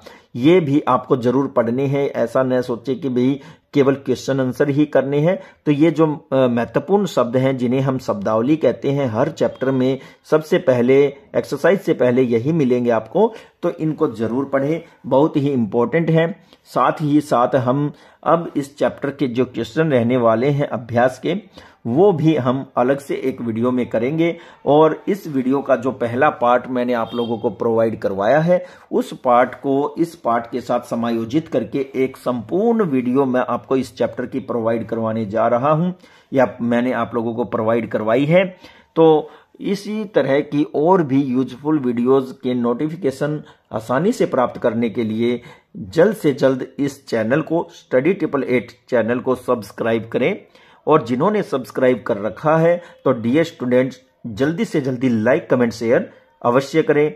एक एक लाइक कमेंट हमारे चैनल के उत्साह में बढ़ोतरी करता है, उत्साहवर्धन करता है, और एक एक शेयर हमारी उम्र को और ज्यादा बढ़ाता है। आप जितना ज्यादा लोगों तक इस चैनल को पहुंचाएंगे उतने ही ज्यादा लोग हमसे जुड़ेंगे, और जितने ज्यादा लोग इस चैनल से जुड़ेंगे उतना ही लंबा ये चैनल चलेगा। तो आप लोगों के द्वारा ही ये प्लेटफॉर्म हमें प्रोवाइड करवाया गया है। पैसे से हम टीचर ही हैं और इसीलिए आप लोगों को एक अच्छी अध्ययन सामग्री देने का पूरा विश्वास दिलाते हैं। साथ ही साथ हम जीके को भी कवर करते जा रहे हैं। काफी हद तक हमने लगातार जीके की वीडियो अपलोड की है, आप लोगों को प्रोवाइड करवाई है, और भी मैं आने वाले समय में जीके की कुछ महत्वपूर्ण वीडियोस लेकर के आऊंगा, लेकिन ज्यादातर एनसीईआरटी की वीडियोस पर ही जोर रहेगा, क्योंकि अब दिसंबर भी जा रहा है और आपके जो एग्जाम है, फाइनल एग्जाम, वो बहुत ही ज्यादा नजदीक आ गए हैं। तो इसी के साथ ही मुझे दीजिए इजाजत। नमस्कार, जय हिंद।